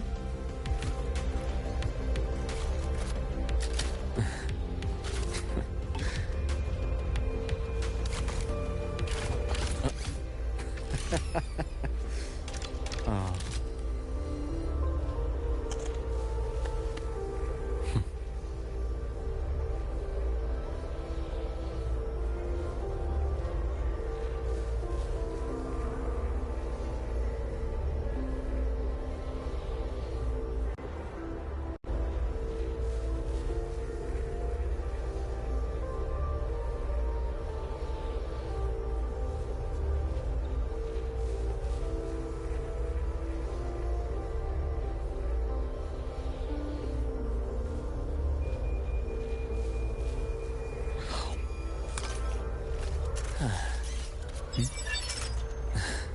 Take it easy. Do you want one too? Hmm?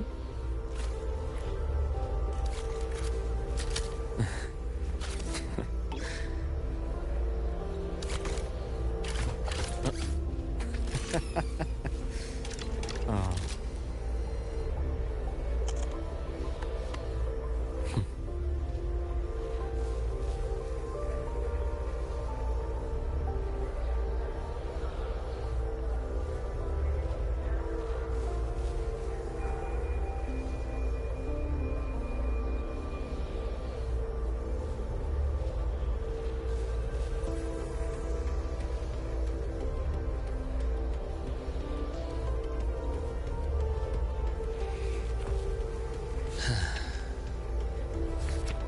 Hmm. Hmm. Hmm. Hmm.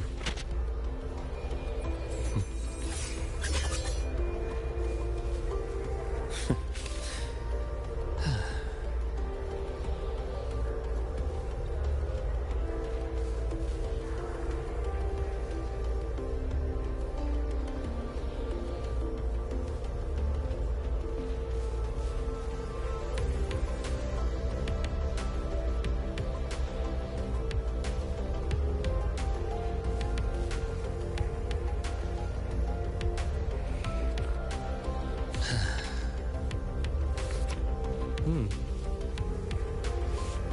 Hmm. Hmm.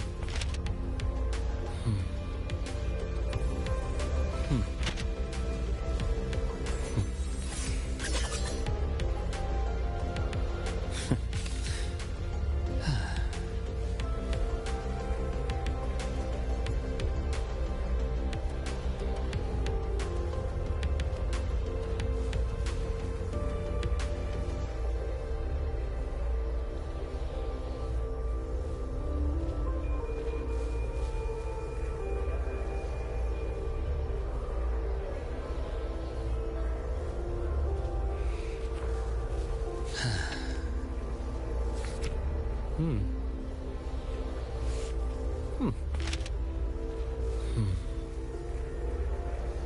Hmm.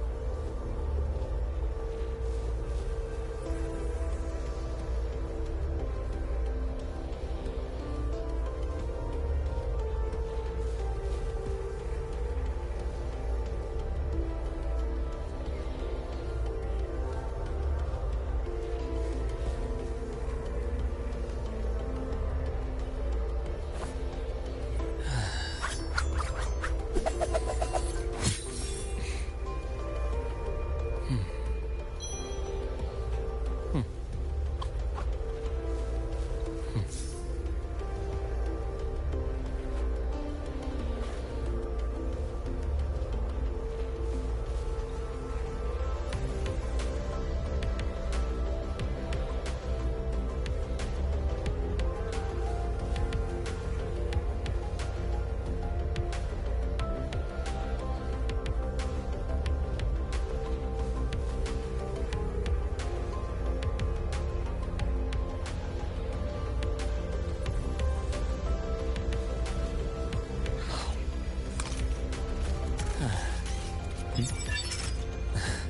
Take it easy.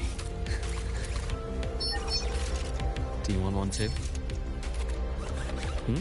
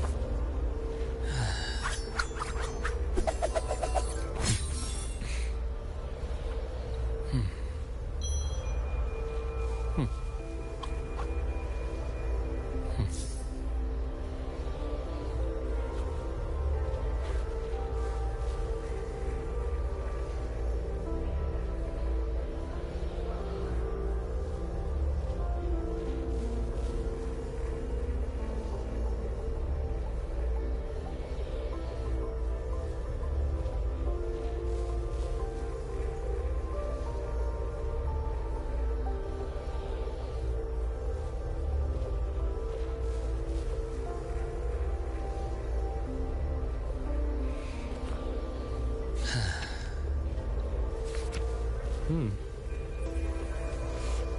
Hmm. Hmm. Hmm.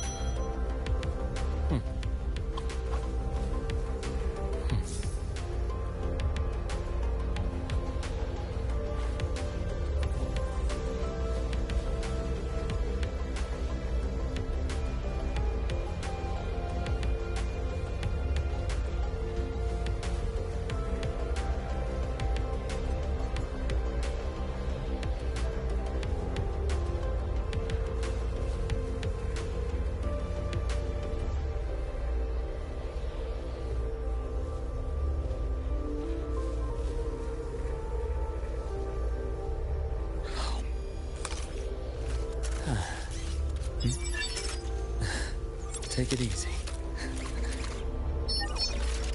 Do you want one too? Hmm?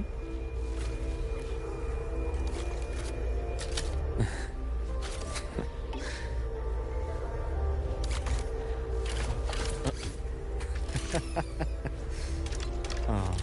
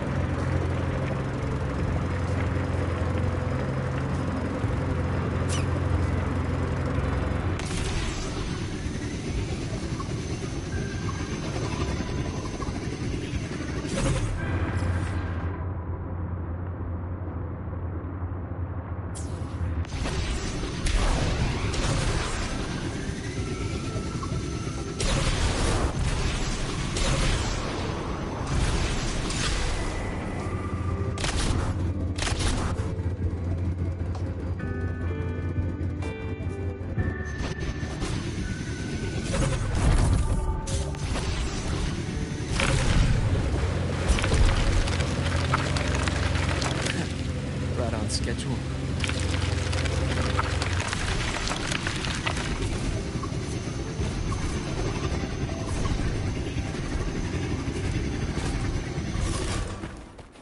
My scalpel etches your epitaph. That's clear.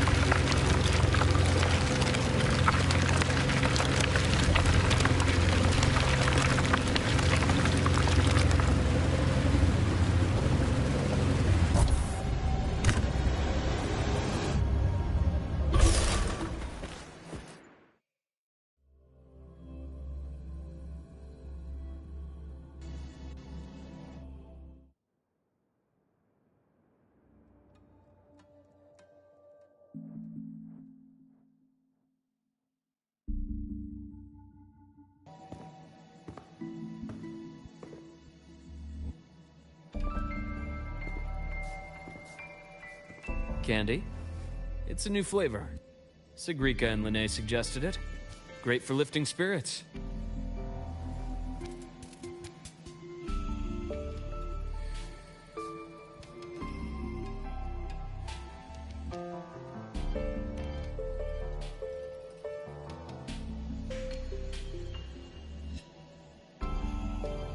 All right, Luke.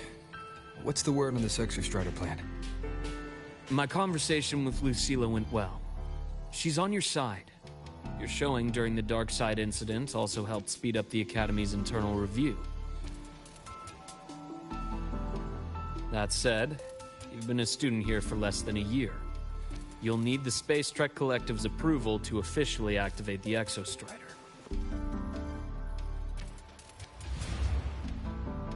Their biggest financial backer is the new Federation.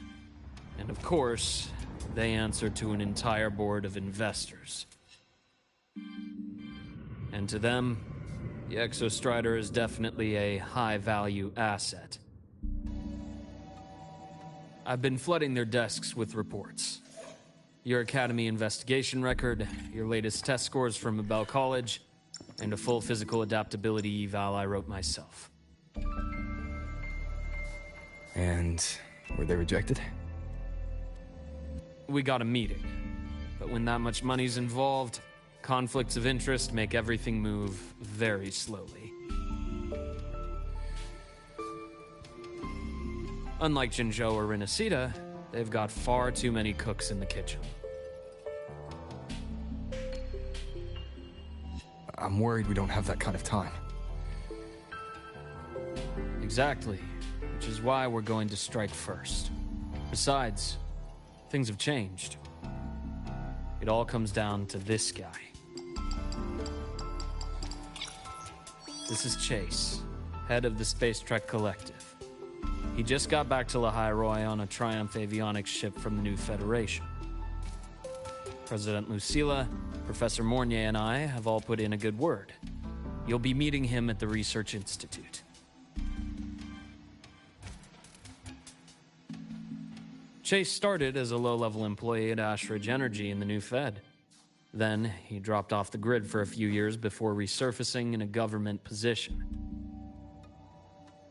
After that, he left the government and started diving into multiple large-scale investment projects. Some say he's still been Ashridge Energy's man the whole time, but no one's been able to prove it.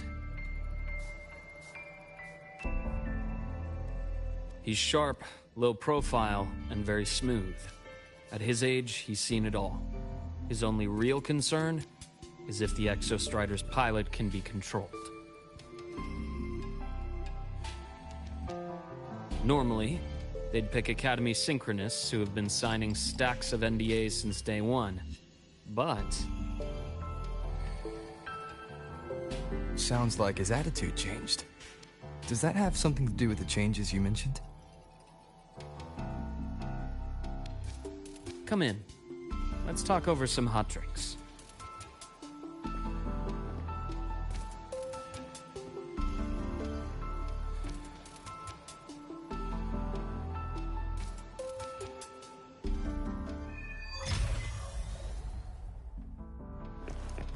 I heard Lucilla asked for your help after the ceremony.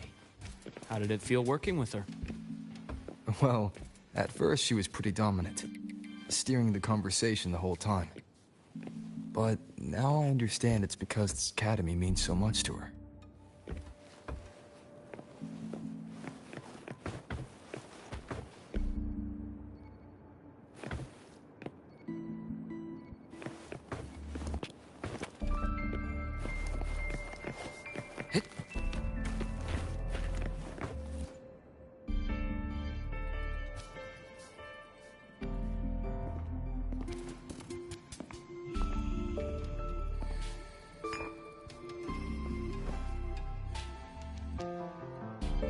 Based on your intel, the reactor core has been returned. Ideally, we'd wait for the Exostrider to awaken before trying to help Imith or confront the Thrunodian. But recent readings from the Institute's Strider Gate monitors, they're off the charts. Void matter reactivity is spiking. The Space Trek Collective is getting twitchy. If Fernodian Aleph 1 breaks the seal, all of Solaris will be at risk. Not just Lahai Roy.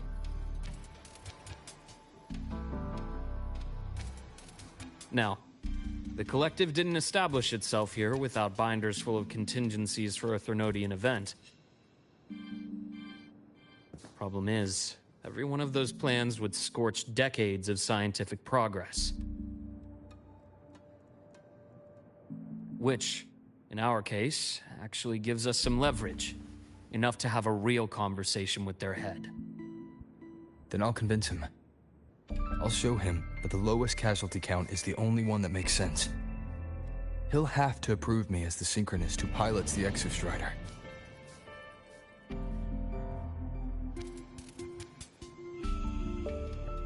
Luke, you mentioned you have contacts at the Black Shores.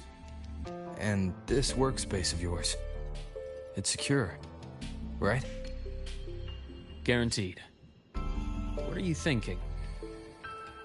Lahai Roy is closed off from the outside world. Public comms are probably tapped by Fraxidus moles inside the Academy. And right now, I need a direct line to the Black Shores. I see. Give me a moment.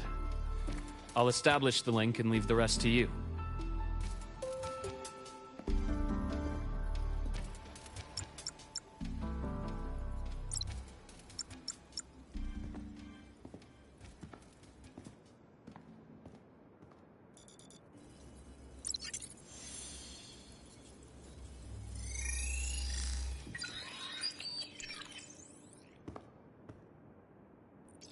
I received your call, Rover. Is the situation in Lahai Roy that dire? You look exhausted.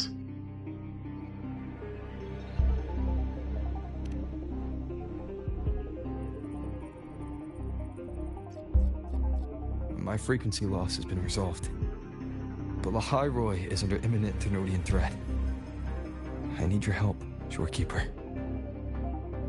Understood. For this purpose, both I and the Black Shores exist.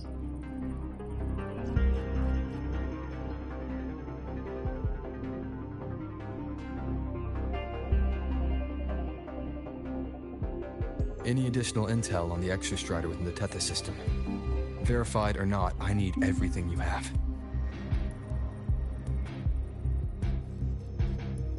I trust Luke. You can speak freely. Records confirm that Luke Herson has been providing critical assistance and intelligence to the Black Shores. I trust your judgment.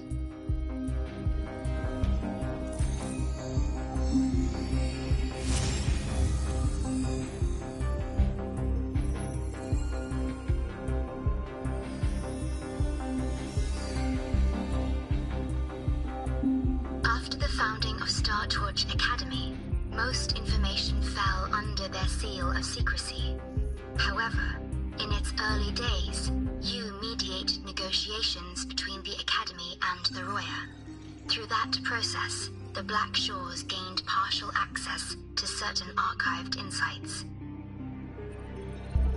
The Space Trek Collective fears that due to the Exoswarm's division, the Exostrider, even upon awakening, might not have enough power to face the Thenodian. This concern led to the Augmented Resonance Initiative, the Synchronists. Observing how Sentinels work with their resonators, they theorized that the Exostrider, sharing similarities, could amplify its power through a resonator as well. However, considering your link with the Exostrider, the Tethys system does not recommend this method.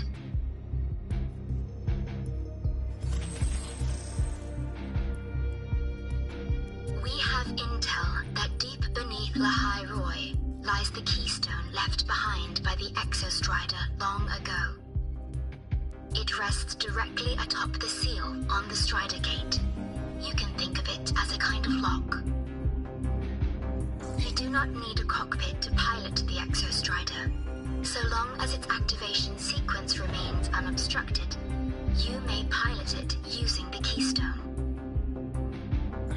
Is it because I'm its arbiter? Precisely. For one who shares its origin, a cockpit would be more of a hindrance. As for Imeth, I think Dr. Luke's proposal is viable. You mean using the exoswarm-like shell that appeared in the cockpit to look for her? Yes. The connection between frequencies will help. Rover, bring her with you when you activate the Exostrider. Sure. While I'm there, the Black Shores will need to keep a closer eye on the High Roy. I understand. I'm counting on you, Shorekeeper. As long as I may be of help to you, I am content. Please return safely from the Strider Gate, my star. I will. Don't worry.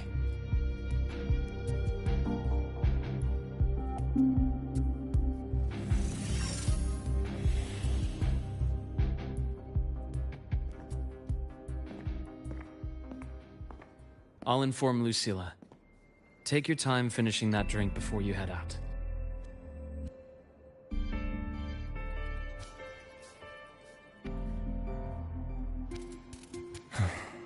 What do you think?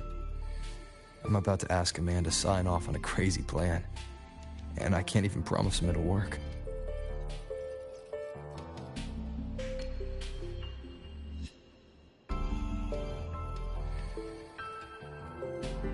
Nobody has a plan they promise will work.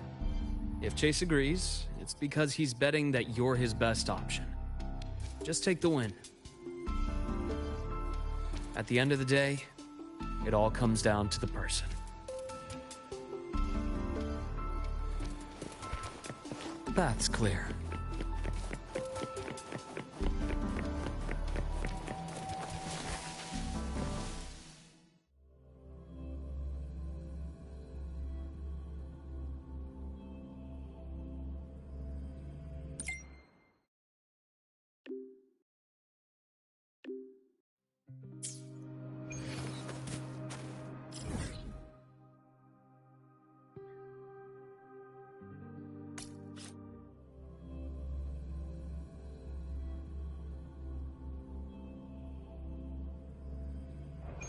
Heading to the testing field.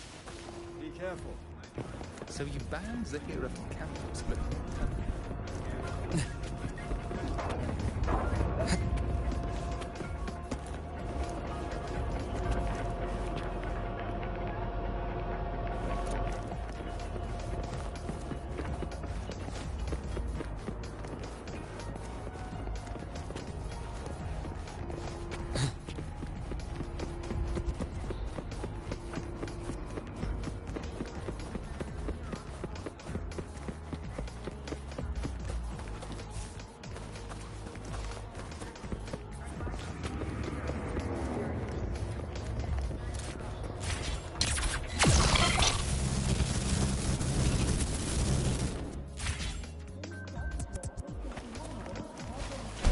Cafeteria for lunch together?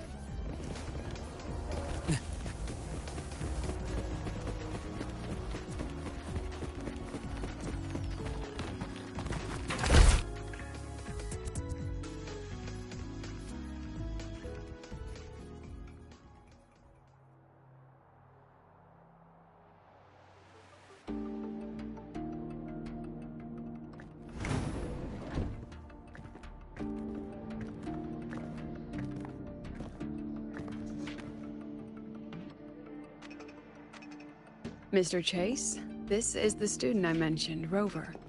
Our best hope for piloting the Exostrider. Save the intro, President Lucilla. We've met before.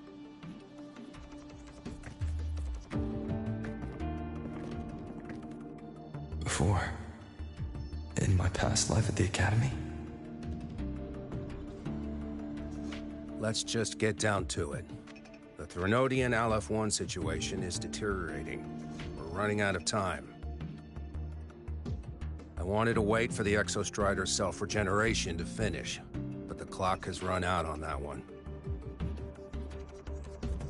So tell me, Rover, why do you want to pilot the Exostrider? What's the play? To find Imeth and put down the Thenodian. Imeth. Name rings a bell. The one with the high sync rate. Her disappearance was a real loss for us.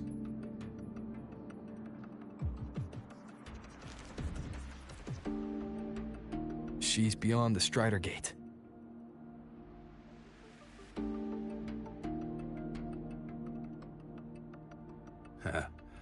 I see how it is. But finding one person in a goddamn interdimensional haystack? Not so easy. You understand our position. The Thenodian is our priority.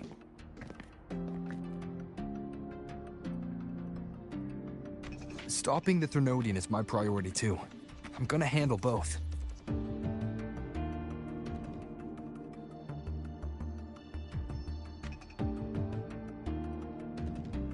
Look, we have the same objective. So, like you said, let's just get down to it. If void matter erupts, Lahai Roy is ground zero. Every one of your projects will take a hit.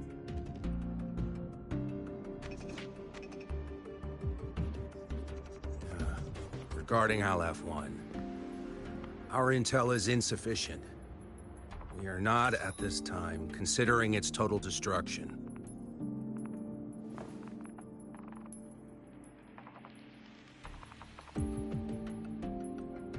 What we need is for the Exostrider to reinforce the seal on the Strider Gate.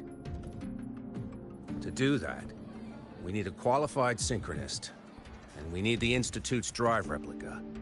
When that gets embedded in the Exostrider's chest cavity, then its repair is complete.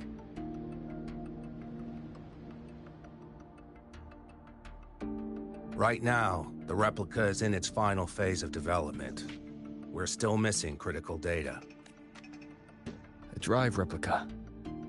Is that what you're building from the fallen reactor drive after Helios was launched? Correct. It's based on the original drive's framework. You had a hand to play in that. You made sure Helios got launched. To complete the drive replica, we require precise data from the Exostrider operating in high concentrations of void matter, and environmental readings from inside the Thenodian. Without them, we can't guarantee the Exostrider can resist Aleph-1's corruption. Here's the verdict. On behalf of the Space Trek Collective, I authorize you to pilot the Exostrider.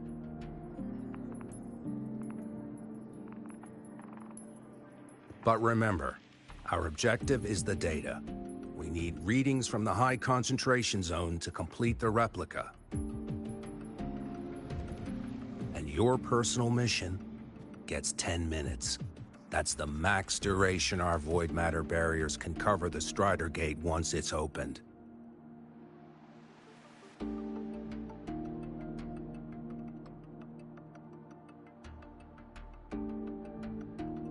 After 10 minutes, you return to Lahai Roy, whether you found Imeth or not.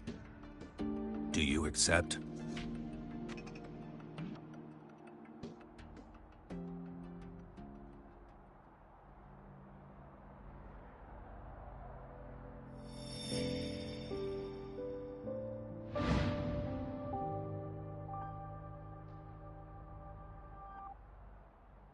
Deal.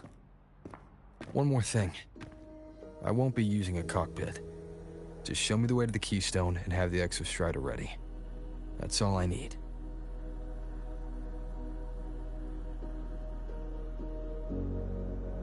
Huh. Still full of surprises. Always bringing us the unconventional. Lucilla, run a high-pressure sync test for the Synchronist.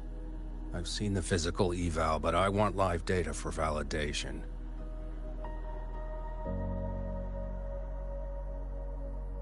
The moment the numbers hit green, We'll begin preparations for activating the Keystone and deploy void matter barriers around the Strider Gate. There's something else.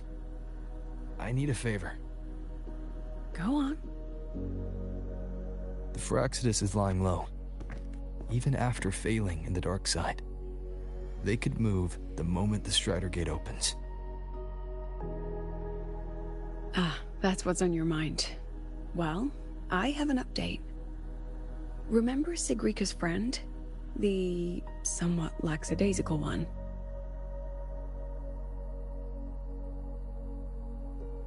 You mean Denia? That's the one. She's gone missing.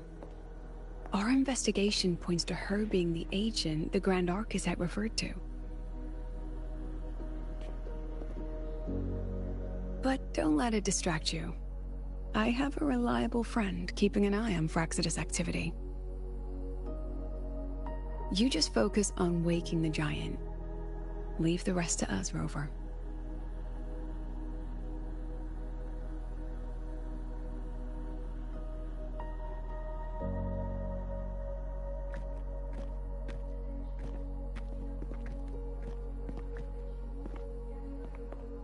Black Shores just sent a formal communication request.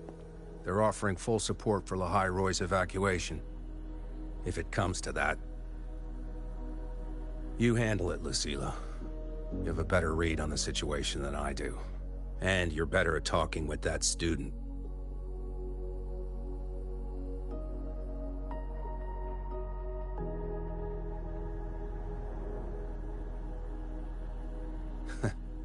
If there's anything else you want to ask me, now's the time.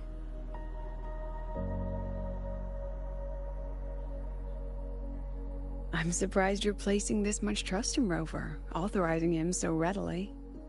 Any particular reason?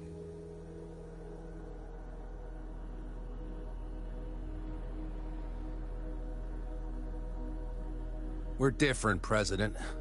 I'm a businessman. And businessmen trust their instincts for a good investment.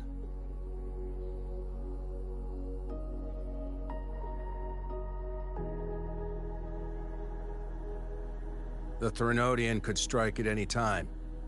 Given the circumstances, Lahai Roy may have to be written off. And with the timeline we have, relocating the Exostrider is impossible. If we're gonna lose it anyway, why not let him take one last swing? Understood. We still need to prepare for the worst-case scenario. Of course. If this fails, we'll initiate the backup plan. Duskvale.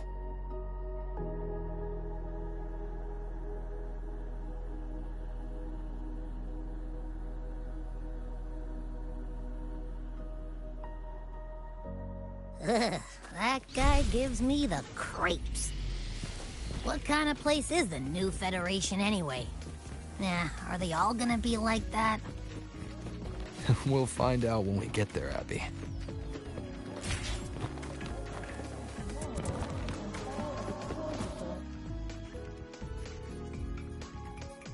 So you're that student, huh? I'm Sakia. I'll be overseeing and evaluating your test today. Lucilla filled me in on everything. This synchronization test is far more intense than the standard procedure. We're simulating the neural load of a direct link with the Exostrider. If you feel anything off, you call it. I won't allow the test to continue under overclocking conditions. We're good. The cabin systems are configured. The simulator cockpit is right there. I'll be watching your metrics closely the whole time. I hope you pass the test smoothly.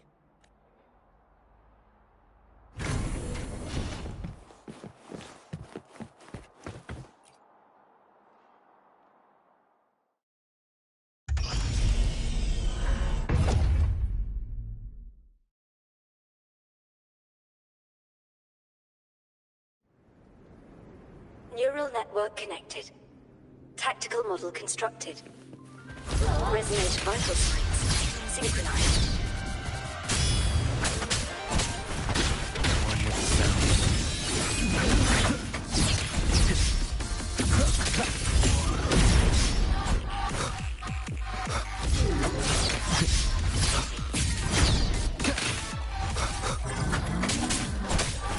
Endure and defy. Be gone. One with the sounds.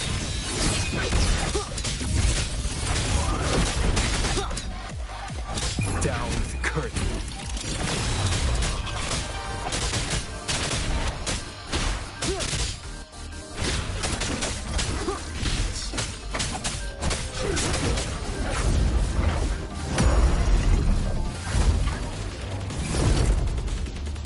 You will obey. One with the sounds. Test complete. Recording synchronization rates data. Cockpit opening. Please exit according to the safety protocols.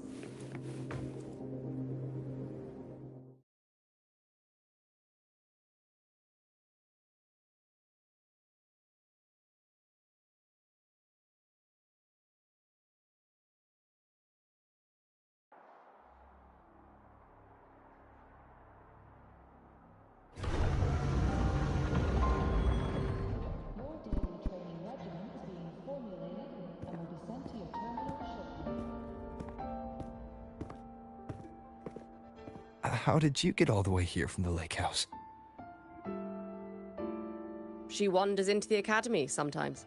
Usually her caretaker bot escorts her back pretty quick, but today she was being difficult.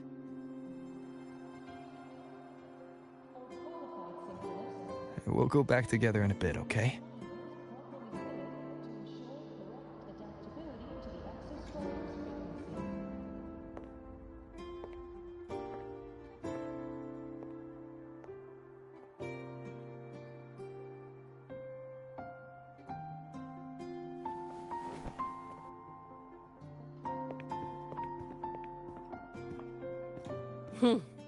So the little terror can be quiet.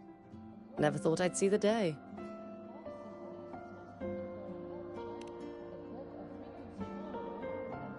Yes, I was her teacher. Over 10 years ago now. She used to drive me up the wall. Made me lose my composure more than once. She never did seem to mind. The last day I taught her, she wrote saving the world as her career path. I asked her if that was really what a synchronist should be aiming for, then gave her a piece of my mind and told her to rewrite it.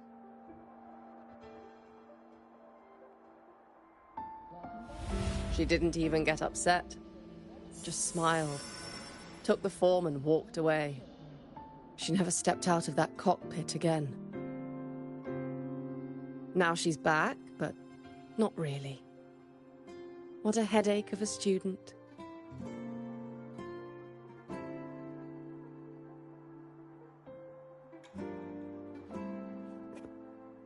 Lucilla told me you're her family. Is that true? Yes. And you're planning to pilot the Exostrider and bring her back from the Strider Gate? That's the plan. Sounds like an absurd, bold, utterly delusional idea. No one knows what's actually behind that gate. I know. When Imeth went missing, the cockpit recorded an abnormally high synchronization rate. We couldn't verify it after she disappeared, so it was never officially logged. Your test results are just shy of hers overall, but in some sectors they're even higher. You've passed.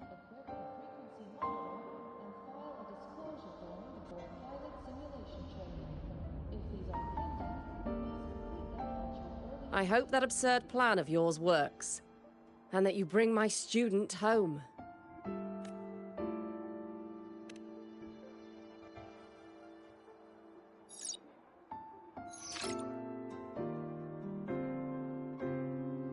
The results are out, but preparing the Exostrider will take time. You'll need to wait around 2 days. We'll let you know when it's ready.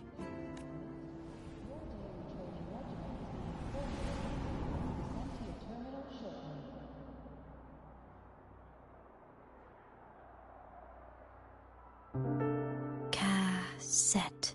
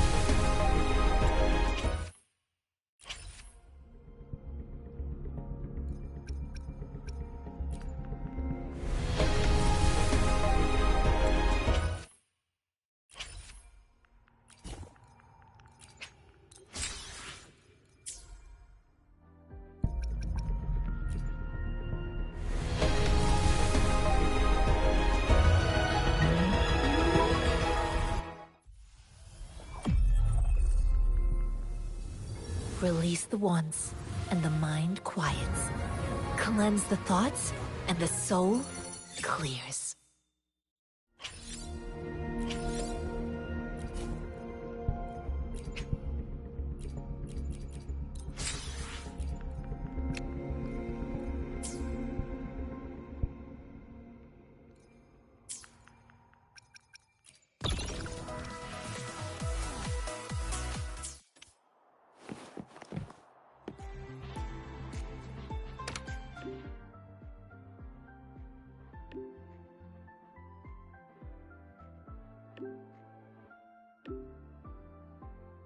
So, we're finally going to where that giant eye is hiding? Yeah. And Abby, if you think it's stronger than you, don't try to be a hero, okay?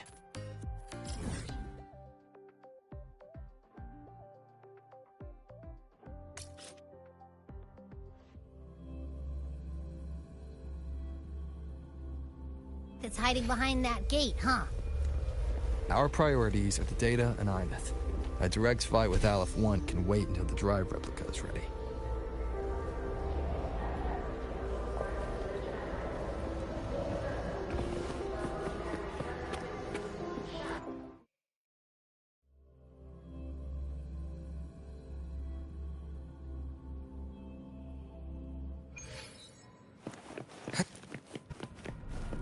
The path's clear.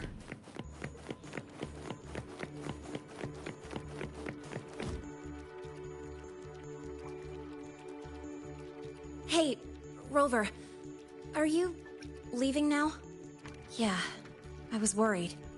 Figured I'd catch you before you left. So, you're gonna pilot the Exostrider. You feel nervous at all? I know you're awesome and all, but nobody's ever done this before. Nobody knows if the Exostrider will even move, or what else might go wrong. Everything's felt so heavy at the Academy lately. Teachers are stretched thin. Even the nearby exoswarms seem restless. Lene, are you nervous? Okay, fine. Is it that obvious? Look, after I aced the entrance exam, I thought, sweet, life's gonna be packed again. Non-stop. Like it used to be. But just when I was ready to finally be a student, my bubble popped. My brilliant student life, poof, and done. The Threnodian, void matter, the Frexidus. They're breathing down our necks. And I can't do anything to help you fight them. I just have to stand here and watch you walk into danger alone. It makes me feel totally useless.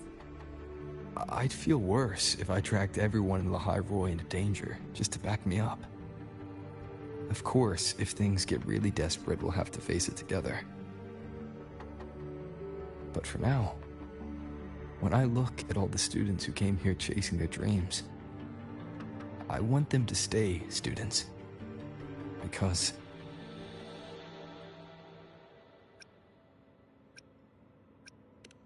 Come on, you're a student too. We're just kids to you or something? But I get what you're saying. Making you waste time on a pep talk when you've got a world to save? I do need to grow up. But I won't just sit around. I'll be on standby. Whatever the Academy needs to support your mission, I'm in. And when this is all over, we're going for a drive. Can't wait for that day to come. Professor Mornier's up ahead. Good luck out there, my friend.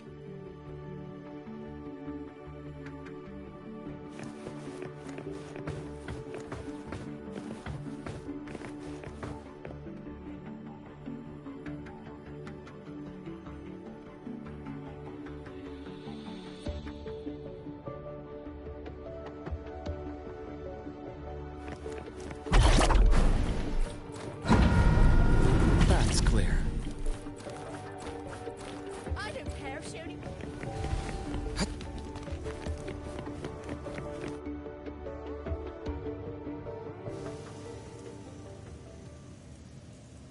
temporary passage is complete.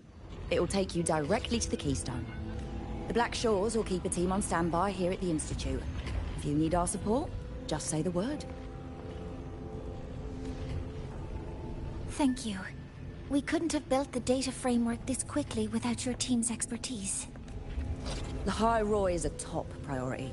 A joint call by the Shorekeeper and the Tethys system. Oh, Professor Mornier. Your guest has arrived. Ah, you're here. Is that the way to the Strider Gate? Yes. This temporary passage will take you to the Dima Plains, deep within Biarta Woods. Both the Strider Gate and the Keystone are located in the Solvane Heartwood at its center. President Lucilla has already departed with the advance team. They'll be waiting on the other side. And also...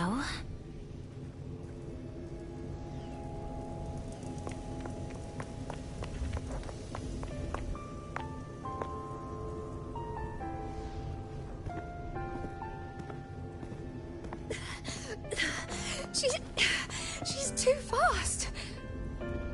What happened?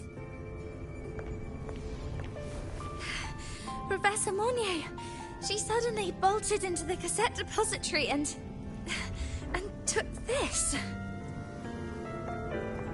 This is...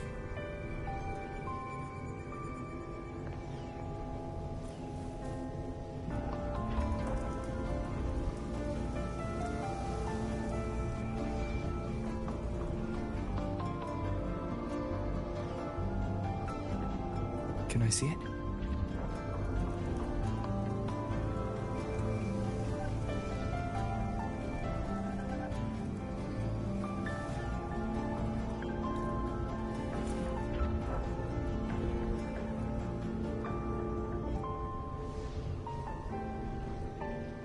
I'll give it back in a moment.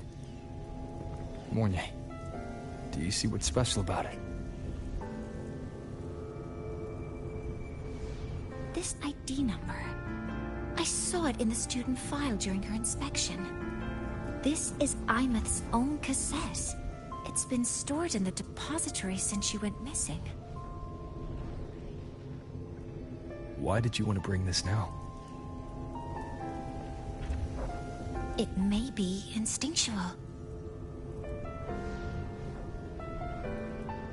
Dr. Luke did say this exoswarm-like shell shares a frequency link with the real Imeth.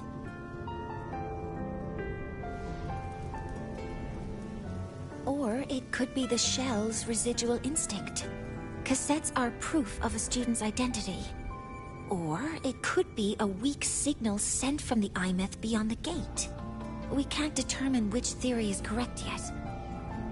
However, this does remind me, carrying a cassette into an unexplored Voidstorm zone follows standard exploration protocol. Do you have yours? Yeah, I've kept it with me.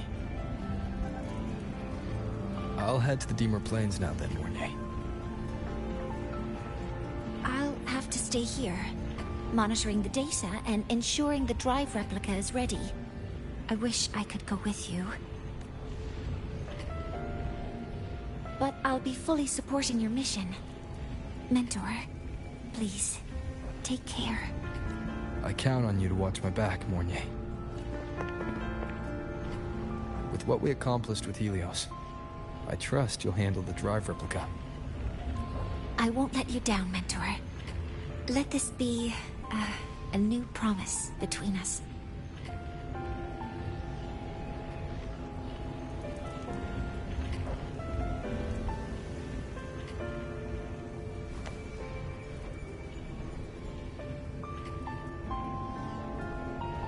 Let's go.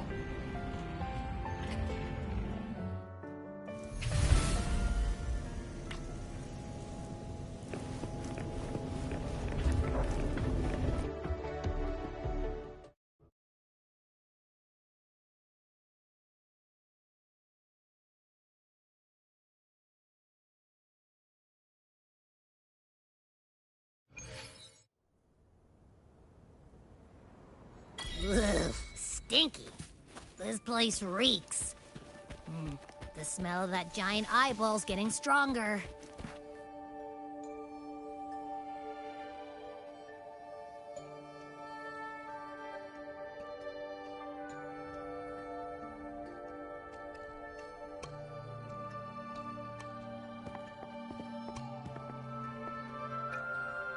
That Miko.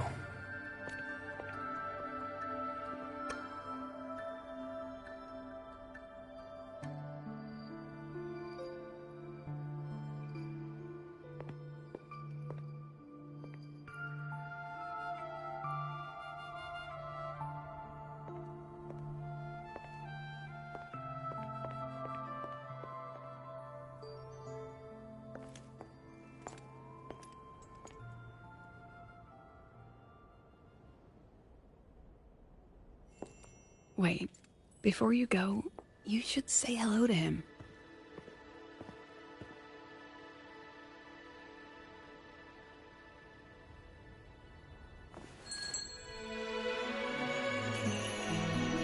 This is Hiyuki.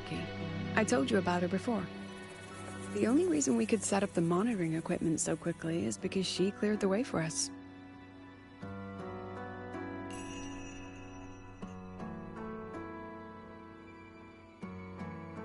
See that lingering frost? 10 years ago, a void matter rift opened in the Deemer Plains. Hiyuki went there alone and sealed it.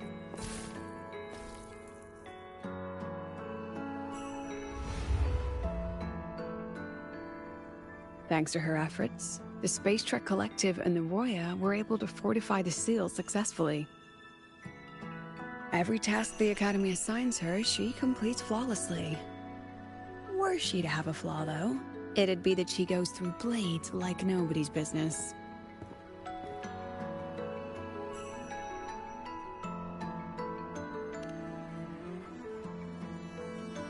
Yes. Lucilla spoke of what that child did. She is a good one. Strong. But her strength does not change the fact that she is a student. That we allow a child to bear such a burden is a failure on our part as adults.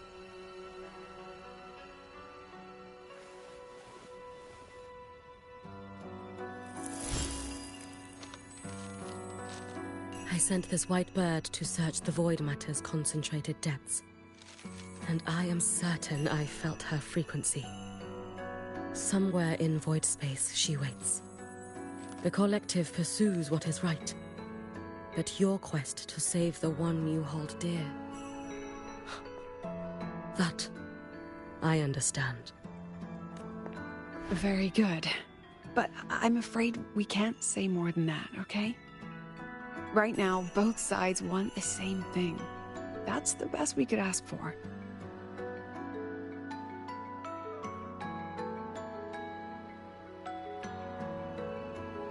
You were worried about the Fraxidus, weren't you? While you're beyond the Strider Gate, she'll handle perimeter security.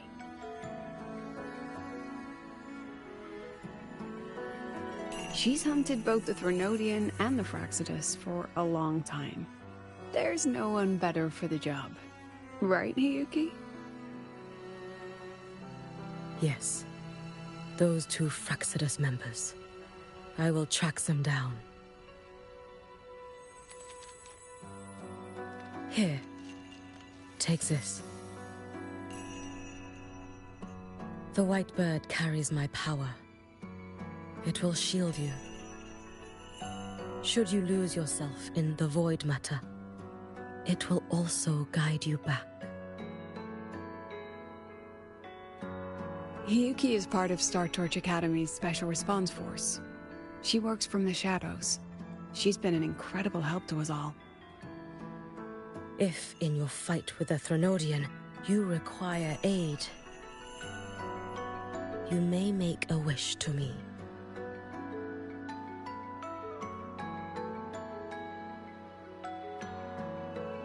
How about I go first? I wish for peace and safety across the Deemer Plains.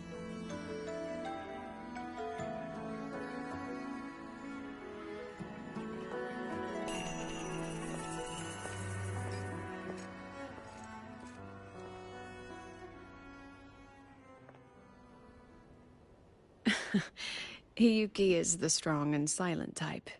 Spend enough time with her, though, and you'll find she's rather fascinating. Why didn't you introduce us before? Why the reveal now? No point in hiding what's already in plain sight. Besides, you're both strong, and it's safer if you work together. What did she mean, make a wish? Just what it sounds like. But don't make one unless it's life or death.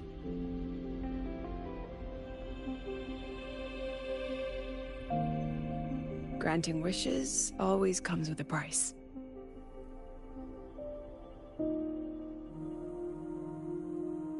I've sent you intel on high concentration void matter zones. Review them when you can.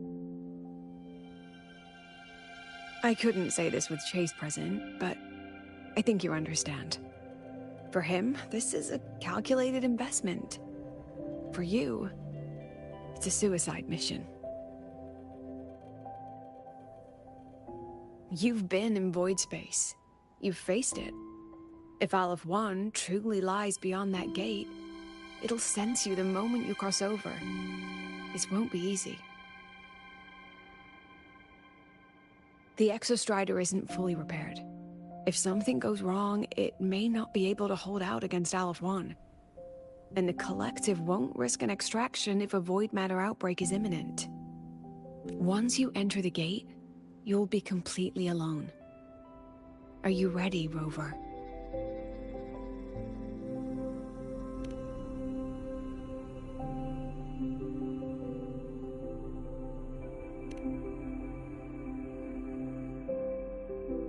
I've been in situations like this more times than I can count. If I only cared about walking away clean, I wouldn't have gotten this far. Or be standing here now. So, thanks for the concern, President. But I've been ready. Very good. I'm relieved you've thought it through. I'll be here with the others, monitoring the void matter barriers. If something happens, I have to respond immediately as the Academy's head. We'll probably be able to maintain a data feed. But based on past intel, the void matter's disintegration effect will destabilize the signal. It'll likely cut out once you reach the keystone. From that point on, every call is yours. I understand. President Lucilla, we've checked her condition. No signs of void matter contamination. She's stable.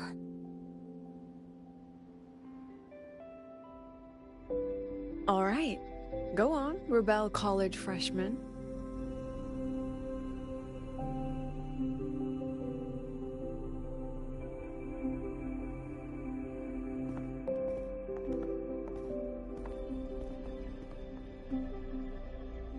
The students and faculty of Star Torch Academy have been waiting for the day the Exostrider awakens. May you return victorious.